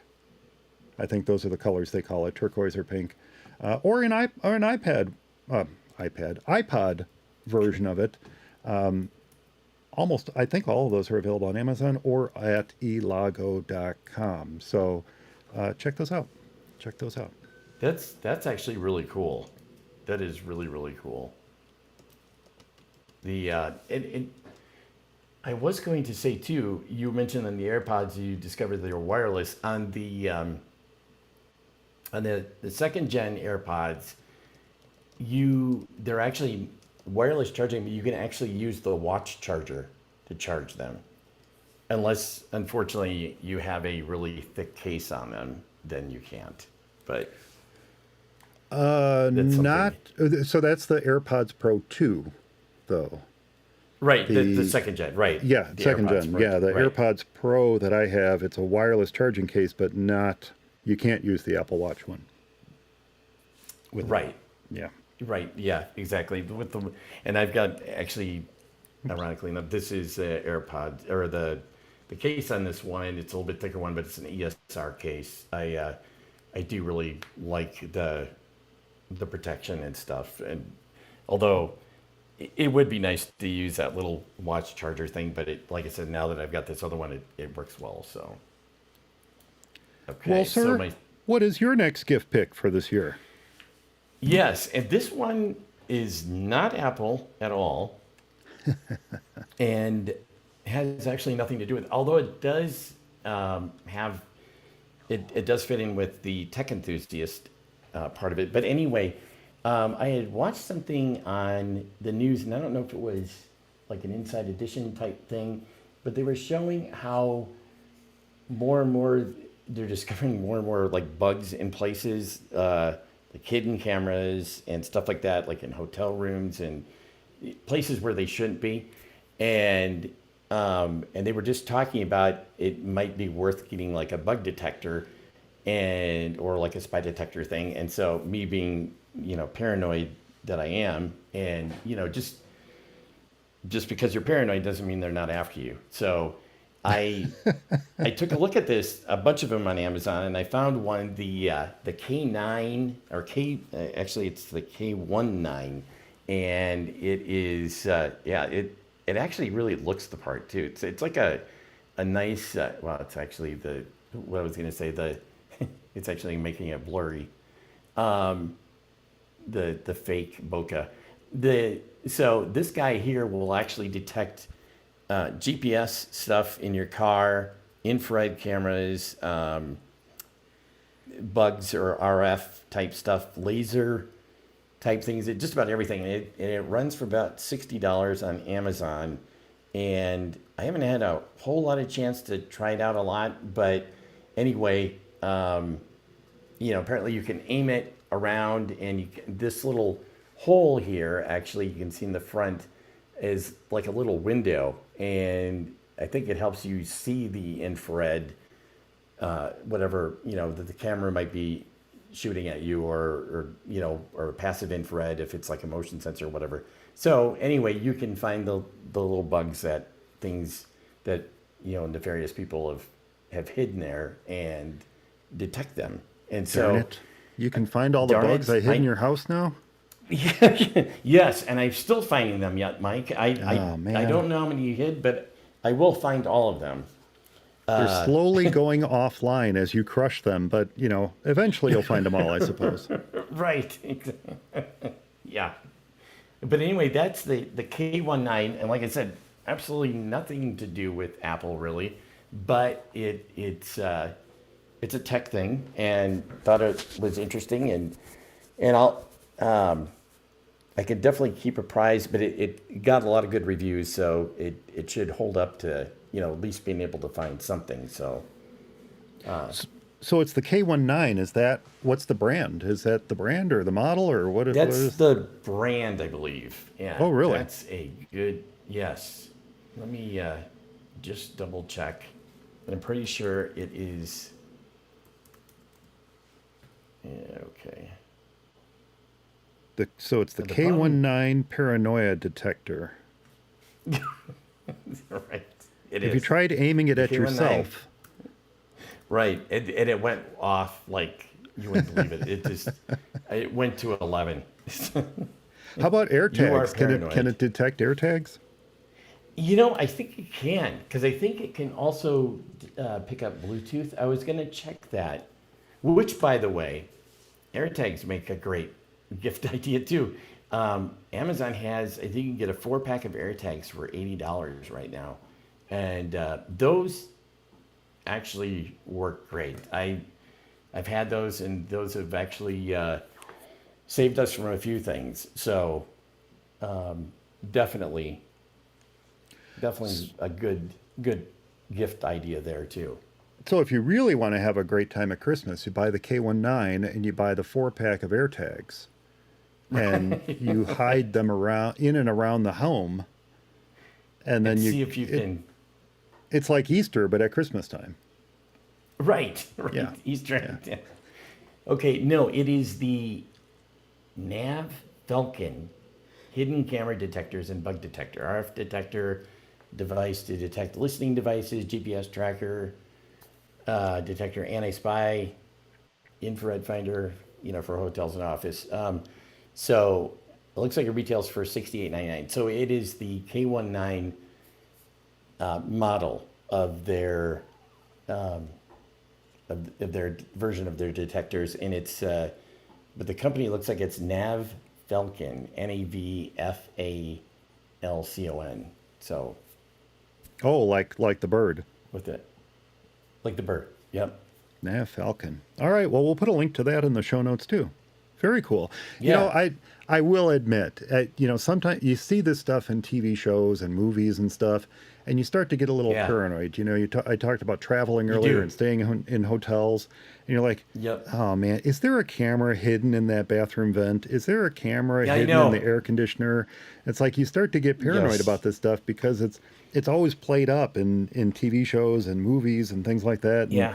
so I guess if you want a little peace of mind, you know, I guess the one thing I wouldn't Right. recommend for hotels are the in, not infrared, but the UV detectors. You know, don't get those. you know, you don't No. want to see what's on the carpeting and other stuff Right. in the hotels. Right. Yeah, right. Oh goodness Yeah, I've gracious. seen stuff on that too. Yeah, I've seen both. And it kind of almost sometimes it makes you I don't want to stay at a hotel. So, yeah. No, that's true. Well, my next pick is another one of those kind of blanket picks. You know, the last pick was kind of a blanket pick because, yeah, I mentioned the Mickey watch holder, and I mentioned, you know, the classic Mac and the iMac holder and things like that. But it's kind of up to you which one you buy, right? Well, this is Right. kind of the same type of pick. I am wearing, for those who are watching the video, I am wearing is this came from a company called Go Ape Shirts. This is one of my favorite Apple themed shirts. And the name of the shirt was the Apple Tree. And it's a tree Oh. that's filled with different Apple computers. Now, and other Oh, devices. cool. And so there's an iPod and things like that in there, a Lisa. But you can tell how the vintage of the shirt because the most current Mac on it is a G5 Power Mac. So that's the vintage of this shirt. But I really loved it when I saw it, and That's awesome. it's such a clever name, and it's a you know I like puns, and it's the apple tree, and it Yeah. does take people sometimes a second or two to realize what they're seeing. And I only wear it to special things, and I wore it today because of this pick I was gonna make this morning. But I don't know if Go Ape Shirts is still around, quite frankly. They may be, they may not be. I didn't check before we started recording. But I do have a pick that are Apple themed shirts. And you will find these on a website called Cotton Bureau. Cotton Bureau. And the neat thing about Cotton Bureau is they have different designers on there, and the different designers have different ideas for, you know, what would make a cool shirt, and they're not all Apple themed. But one designer I wanted to highlight is named Basic Apple Guy. Basic Apple Guy he might even be the same guy who puts out the wallpapers for the Mac. I'm trying to remember now. But he has a number of really cool designs on his Cotton Bureau store.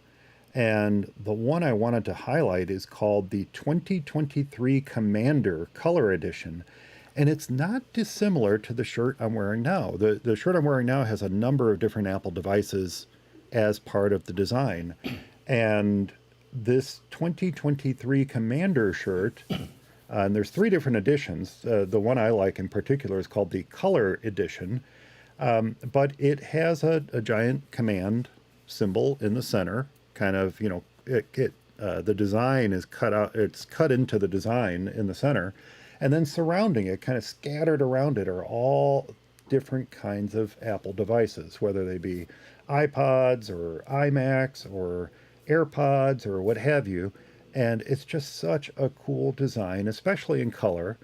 It's also available in white on black, or it's available in black on, well, they show it black on green. But it's a really neat design, and it's one of those designs that kind of makes you think when you see it. You have to look at it and say, oh, I understand. That's not an in-your-face Apple thing. Or I guess maybe it is. If you're an Apple fan, you might say, "Oh yeah, look at all those cool." Yeah. And someone's poking at your shirt, picking out all the different devices that they've owned. Right. But it's just such a neat, thought-provoking design that I wanted to mention it today. And I'll link to Basic Apple Guy's Cotton Bureau page in the show notes. Now, some of the other designs that he has that are really cool, and I almost mentioned this one instead. There's one called M1 Cubed, and it's kind of an isometric design. It gives it that cube-like shape of the M1 That's cool. processor, but in a cube shape, which is kind of cool.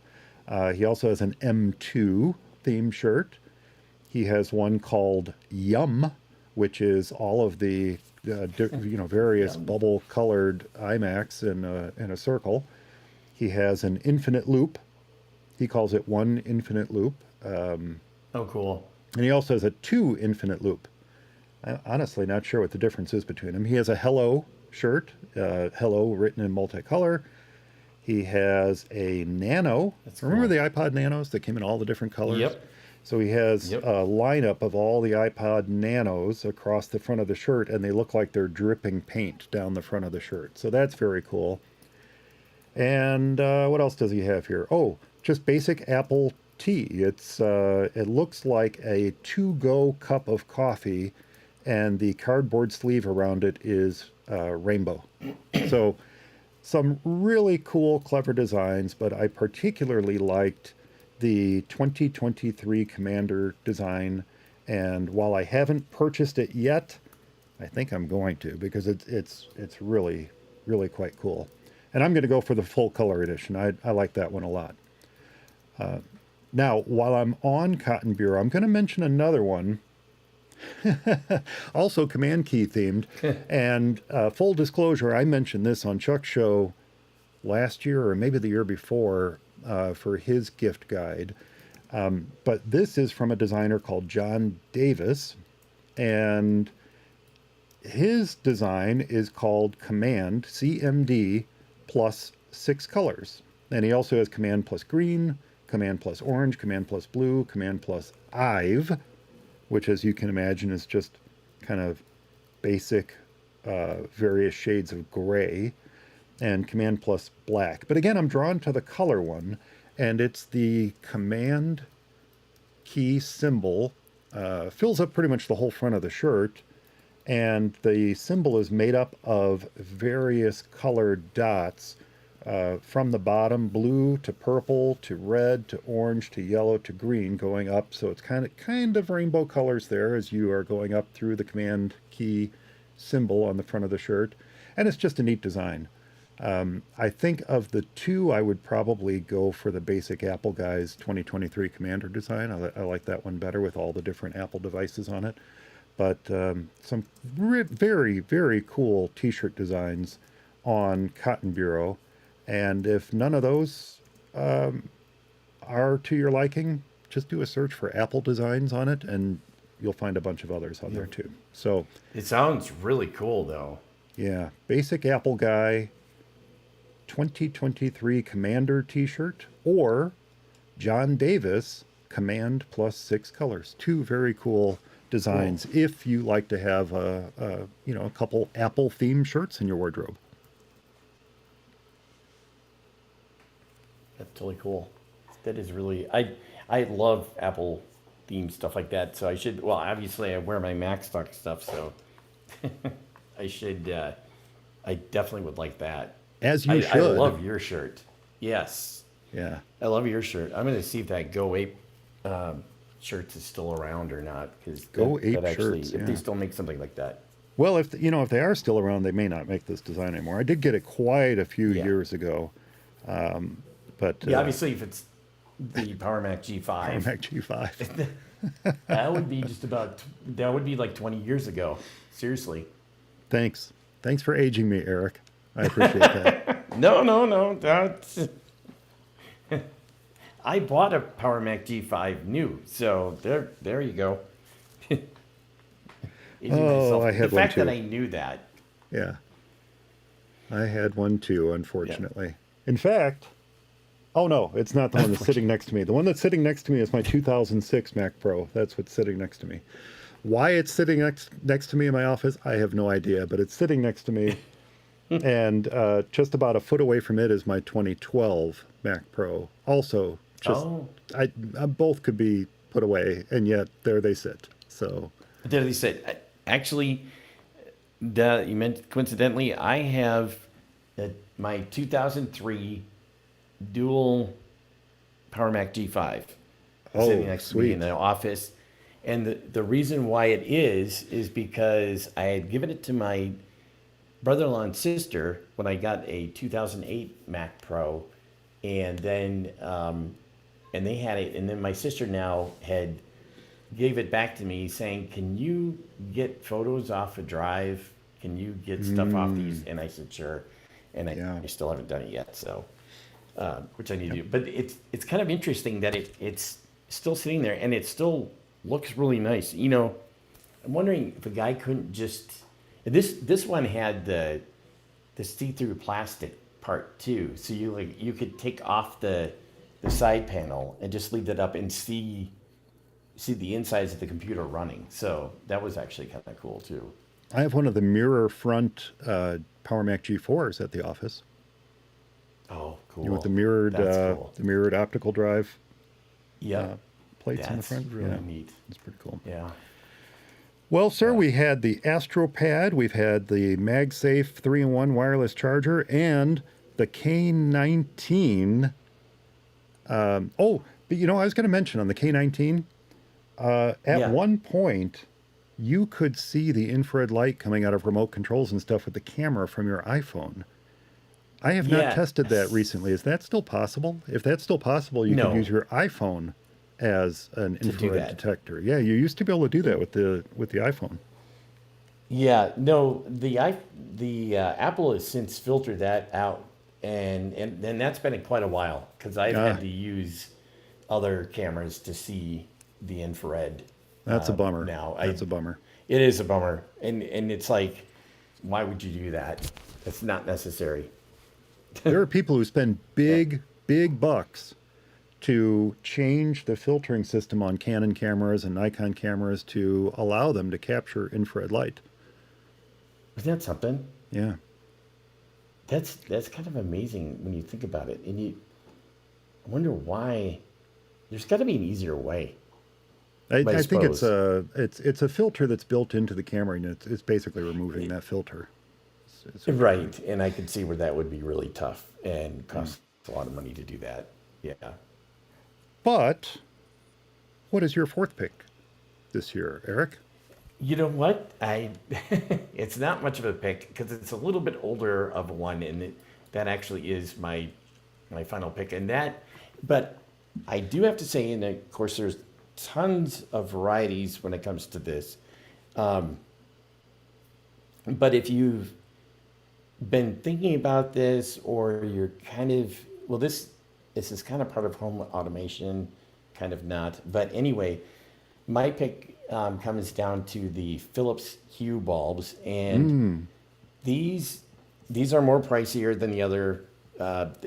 Just about everybody is now making colored lights, and you can get some version of a variant.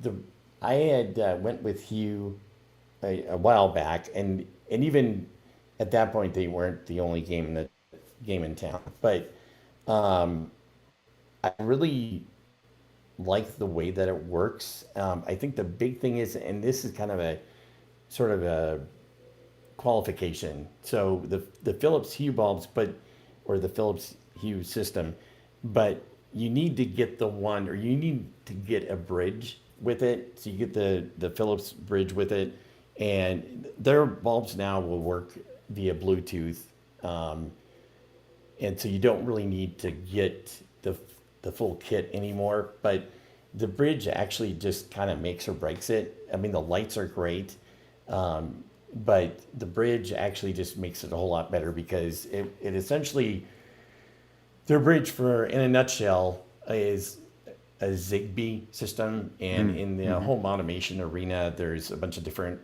protocols and stuff like that. But there is something called Zigbee. There's another one that's called Z-Wave, which is kind of the Z-Wave is proprietary and licensed out by a company, and Zigbee is just like Z-Wave, except for it's open source and it's not proprietary, and it's not licensed out. But anyway, a lot of different things work off of that, and so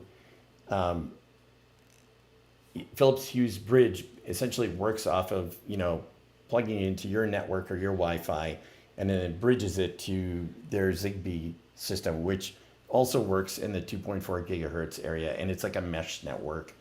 And so you can control all of the bulbs and have it do, you know, all sorts of different things anywhere. I mean, there's all kinds of different apps out there that you can animate, you know, changing to different colors. Plus, I think Hughes gotten into that, or Phillips has gotten into that as well. But it just allows you to control a lot of bulbs, you know, all at one time and make it do just about anything you can dream up. I mean, you can, you know, basically pick a picture and have it pick colors out of the picture and display those, you know, those Oh, that's colors and pretty those cool. hues. That's pretty cool. Yeah, and anything from that to, you know, having it dance like you can make it kind of like a disco, you know, where the lights flash to the time of the music and do different strobing things and all sorts of crazy stuff. So, but it really is slick. And the other thing too, because the bridge is essentially Zigbee, any other Zigbee type stuff you can add to it. So like I've added plugs, just simple, cheap plugs that, you know, you can plug into your outlet and then plug something into it and it'll turn it on or turn it off. Especially around Christmas, if I need to, you know, I want to have it turn on trees and other lights and stuff like that, I'll add it to that. And then I can control it from, you know, I don't need to use the Philips Hue app either for that. I can use the HomeKit and all that stuff. So anything that, you know, works through there. So it's pretty slick. It's definitely worth it. Like I said, I think the bridge retails for around 50 or so, and their bulbs aren't, like I said, cheap either. And there's probably, my guess is, I'm sure you probably can get third-party bulbs out there for cheaper that work with Hughes system, the Philips Hue system, and it's you know, obviously, if you're thinking of just home automation and controlling your lights, while it's easier, I wouldn't get it just for that. I would get it if you're really interested in doing different colors and stuff like that. I mean, obviously, you can use their lights and have it in white and and like I do a lot of the time, the lights just come on and they're the normal white light and nobody would even know their color until you want to do something. But that would get kind of expensive, especially if you have a lot of lights to replace and stuff like that. Then I would say invest in something else like a switch that you can replace your light switch with or a dimmer switch. And then, you know, there's other brands and there's other protocols out there that would make things cheaper to do it that way. But otherwise, yeah, it's a terrific system and it's really fun. You know, Barry really swears by the Philips Hue bulbs as well. Yeah, he And does. he's had them in his home for years and years and years. And I remember the first time I he bet. demoed them for us when we were over there. It's really an impressive system. Now, me being the cheap person that I am, I have not invested in the Philips Hue bulbs, but I did purchase. I initially purchased some Bluetooth bulbs, and quite frankly, I was very disappointed in their performance. They kept disconnecting, and they weren't Yeah. working reliably. I ended up getting some Wi-Fi bulbs instead, Yeah. and ended up with Sylvania Smart Plus Wi-Fi bulbs. The only real disadvantage from a Mac using perspective or an Apple using perspective is that they're not HomeKit compatible. So, Oh, you know, the hope is that at some point in the future there'll be an actual standard that everything works to, and maybe they'll update the firmware on these to work with that standard. I don't know, but they're yeah. inexpensive enough, especially if you buy them on Amazon and you look for Amazon warehouse deals. That is how I got the best deals on these bulbs. I purchased both white ones and I've purchased multicolor bulbs. They work very reliably because they're Wi-Fi, so they're on my Wi-Fi network, and very easy to program. And I can program them with either the A Lady, I suppose Google as well, or with the Sylvania Smart app that I can install on the phone. Either way, and I've actually programmed them both ways, and both actually the Sylvania Smart app seems to be a bit more reliable than the A Lady app. And I say that, we've been catching up on Legends of Tomorrow, the show, the CW DC. show, and Yeah. oh no, not Legends. This was actually in Flash. We've been catching up on that as well. It wasn't Okay. in Legends. This was in Flash, and there was an episode, two episodes actually, where one of the characters they named, it's a secondary character, they named Alexa, and they kept saying the name over and over and over again throughout the episode, and even said, "Hey, can you hear me?" Like, can and our You know that was done on purpose. I think it was. Yeah. I just said to my wife and daughter last night, I said, the writers of this episode are purposely Yeah. trolling us. They Yep, they that's what- named this character this way, and I swear they must, even when the character wasn't around, they were saying this character's name over and over again. I'm like, they were sitting there counting, how many times can we say this throughout the Trip this off. episode? Now, the reason I Yep. thought it was Legends is because Legends would do something like that on purpose, and they would tell you they're doing it. But in this case, it was on Flash, and yeah, I said, okay. After the first time, the first episode they did it, I'm like, all right, whatever. The second episode, they repeated the name so many times, I just said, they're trolling us. They're Yeah. purposely. This is on purpose. I've not done any research to see if that was factual or not, but Oh, it has to be. yeah. So you have to say A Lady. But yeah, the Philips Hue bulbs, Yeah. I have heard nothing but good things about them. And even though you have to get, their own, well, I guess it's not proprietary, right? It's Zigbee. So it's not a proprietary system, but you do need to use the Philips Hue system in order to communicate Right. reliably with the bulbs, right? Well, and like I said, they do have the Bluetooth bulbs too now. I mean, every bulb now is both Bluetooth and Zigbee is really, in all intents and purposes, kind of Wi-Fi because it works on the same frequencies and it's like a mesh network. But it's you don't have to get the bridge, but if you want to do more things and do the, not I want to say fun stuff, but it's like my daughter when she moved and she was living in a different place.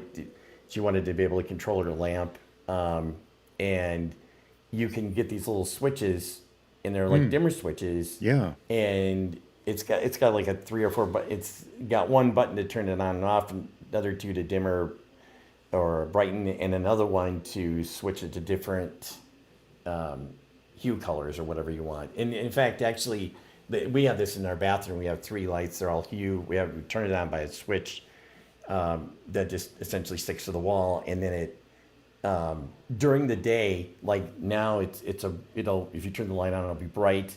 At 9 o'clock tonight, it'll be dimmer. At 11 o'clock, it'll be like in a nightlight mode, where it'll just be really dim. Smart.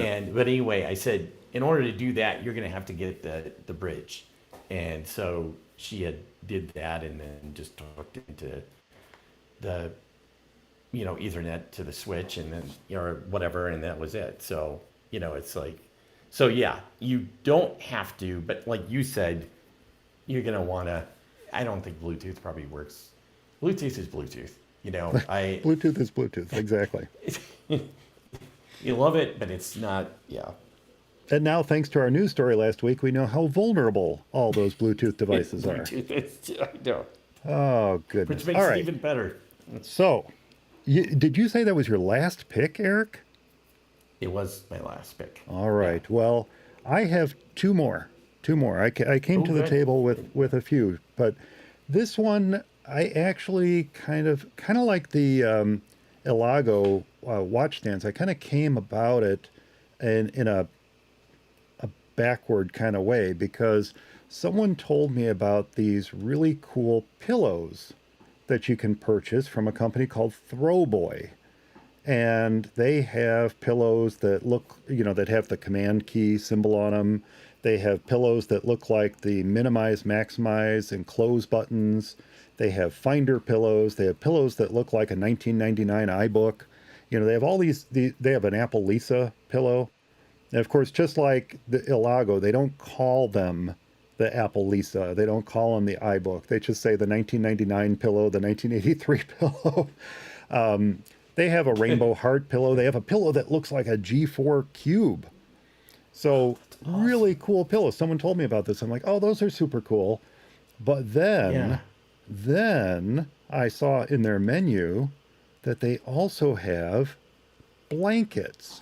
So my pick is the classic desktop knit cotton blanket. This is a 50-inch by 60-inch blanket, about the size of a sofa, right? You can put it on the sofa as a throw. Yep. That on printed on the blanket is your classic Mac desktop with the system folder and the trash and the little floppy disk on the icon and all that stuff. I gotta get that. And so it's not super cheap. It's $185, but considering the size of the blanket and how specialized it is, this is pretty cool.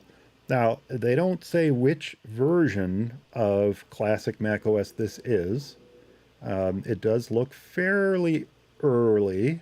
I would say, definitely, we have Jim Ray watching, probably early days of his programming career, that he would recognize this desktop. But yeah, it is pretty darn I cool. probably would too. Now, we just don't know if it's System 1 or System 5 or System 6. Yeah, it's not System 7 for sure. So it's in that early range. But it's a recycled cotton blanket or I guess it's a cotton poly blend. So it's recycled cotton and recycled poly materials. So probably partially made out of used 2-liter bottles, that sort of thing, which is great. Right. Which is great. Yep. It's machine wash cold, no bleach, tumble dry, made in the US. Super cool. $185, 50-inch by 60-inch blanket. Now, they also have, while we're at it, they also have the Finder icon blanket. That one's $160. And then to go along with your classic desktop blanket, they also have the classic Paint, Mac Paint. Oh, with the word hello written out on it, and all the little icons, the little spray can and the eraser and all that stuff and the different line weights and all that. They have that as a blanket as well. Also $185. So this company is called Throwboy, and based on the pillows alone, I'd recommend them. In fact, it is all I could do not to order several of those pillows as I was looking through this website. Oh, and blankets, yeah. But then I came across the blankets, and I'm like, you know what? The blanket has to be my pick. That has to be my pick. Everybody's going to be recommending the pillows. I'm recommending this blanket. Awesome. So classic desktop knit cotton blanket, $185 at throwboy.com. Check it out. We'll put a link in the show notes. I want that. I want that. I definitely want the classic desktop. That is so awesome. Okay. Yeah. That's great. Go ahead. Sorry.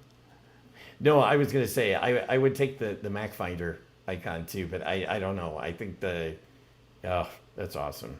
No, you know what? I think the desktop and the Paint are the two best ones. I picked the desktop because I really like that one the best out of all of them. The Finder is cool. It's in color. It's so it's the 2 shades of blue with the smiley face on it, which is great.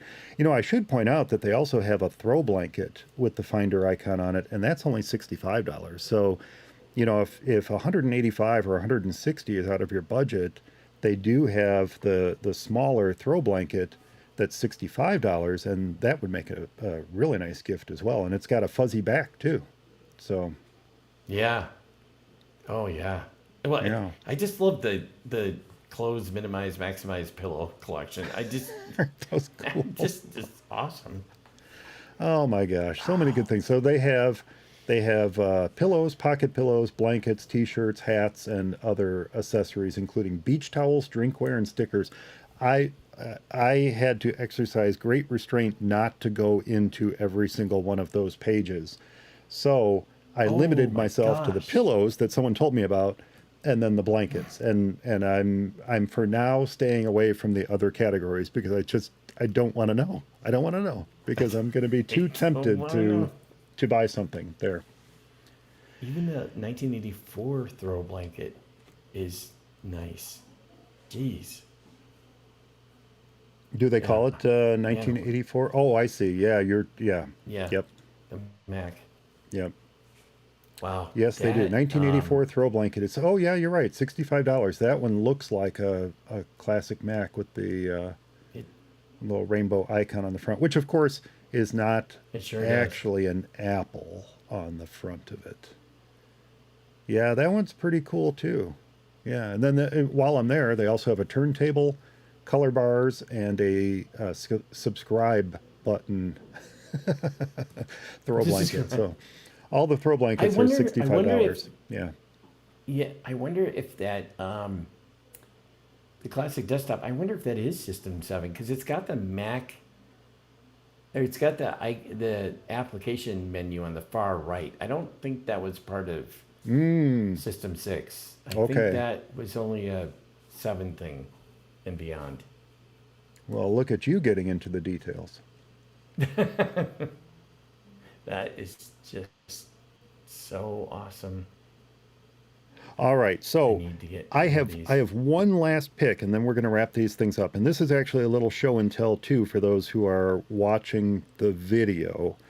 And I will fully admit that this is in a way a little self-serving, okay? And you guys will know why in just a moment. But there is an awesome company out of Hong Kong. Really great guy, actually. I've traded emails with him in the past.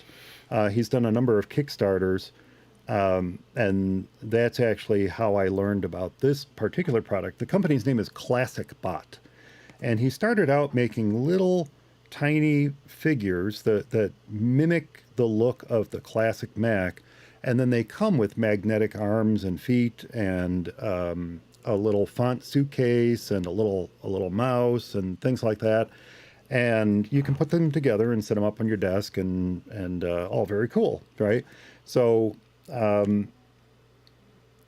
he still sells some of those on his website, and it's classicbot.com/store. And yeah, they have a number of different figures that he's made throughout the years, and that the original was called the Classic Bot, and that's the name of the website as well. So we have the Classic Bot, and then you've got the Happy Classic Bot and all that. But what I'm going to show you is called the iBoy. The iBoy. Oh, And so what this look at that. is a figure that mimics, it apes the look of the original iPod, right down to Yeah. the Firewire port on the top of it. And it's got a little happy face on it, or, kind of a, I guess he's not Right. really smiling, but it's got a little face on it. And Seems kind of then happy.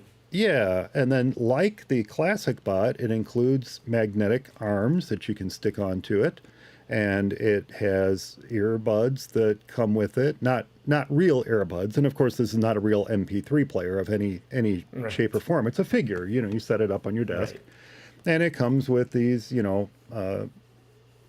wires that look like a headphone cable, and so you can set this up on your desk and you can put the arms and feet on it, or you can just Right. set it on your desk and make it look like an original iPod. Now the other cool thing about it is that these buttons on the front actually clicky clicky clicky. You can click them. That's cool. Yeah, and yeah, so this is called the iBoy, and along with it, this was a Kickstarter. I actually got some of these, small collection of these through Kickstarter, and it was a Kickstarter back in 2020. All right, So I picked up a couple of these on Kickstarter, and at the same time, because the Kickstarter was so successful, he created an alternative version of it called the iBoy Special Edition to You. Now, note it's not the U2 edition; it's the To You edition. To you. That's awesome. Happens to be coincidentally, it's the same colors, but it's black with the red dial. Both of these have a chrome back on them, and they're otherwise identical. So this is the special edition 2U edition, and then this is the original classic bot iBoy. And again, mimics the look of the original iPod. If you had one of those original iPods, you know exactly what it looks like. And these are available at classicbot.com. Now, the reason this is a bit self-serving is because, like I said, I purchased a few of these during the Kickstarter, so I have a very, very small number of them myself that I have made available on the MacStock website. So the MacStock store, I have a very small number of these available, all still shrink wrapped in the box as they came to me. You can pick them up at max.conferenceandexpo.com/shop. They're in the figures section. I have them set up under figures. But if, that's US only because of shipping, the cost of shipping and everything. If you are listening internationally and you want to get these, you can pick them up. Oops, I just put them in front of my mouth so you couldn't hear me for a second. You can pick them up at classicbot.com, and he'll ship them anywhere in the world from Hong Kong. So, yes. That's pretty cool. Pretty cool. So that's the ClassicBot iBoy. I don't have a lot. I've only got a couple of them. But I figured, you know what? I'll put them on the MacStock site. I had extras. I didn't know what to do with them. And I've got a few other things I'm going to be adding to the MacStock site in the coming weeks. Some of them actually from ClassicBot and some of them from MacStock. But so I'll be adding some other stuff to the MacStock store in the coming weeks. But I did just add the iBoys to it. But like I said, you don't have to buy them from me. You can get them from classicbot.com as well. But if you're in the U.S. and you want to pick one up, you can get it at max.conferenceandexpo.com/shop. I think it's /shop. Cool. Just go to the website and go to shop and then go to shop. figures, collectibles, figures. You'll find it there. So that I admit that's a little self-serving because I have them on my website, but I want to be clear that if you don't want to get them direct from me, you can actually go to classicbot.com and pick them up there too, and they're super, super cool. I have some of the original Classic Bots, and I also have the Trash Bot figures. They're little figures of the icons, so the bomb and the trash can and the floppy disk and the folder and what's the other one? I think it's mail. So I also have that, and I only had like one of those in my collection. But it's he makes some neat stuff, and he does Kickstarters from time to time too. So if you are over there, you might want to check him out. More recently, he's just been making special editions of the Classic Bots, and those are super cool figures as well. And I'd encourage you checking them out. So that is my last pick for this year's last minute gift guide. I think it was a successful, especially with all your picks. I'm still hung up in the blankets and the pillows. I think I'm about to spend a bunch of money there. That's awesome. That is the problem with these gift guides, and it's always been a problem with Mac Voices and his gift guides. And when we're on his show and we're listening to the other people share their gift guide ideas, invariably, just if you don't want to spend money this holiday season, don't listen to Mac Voice's gift guides.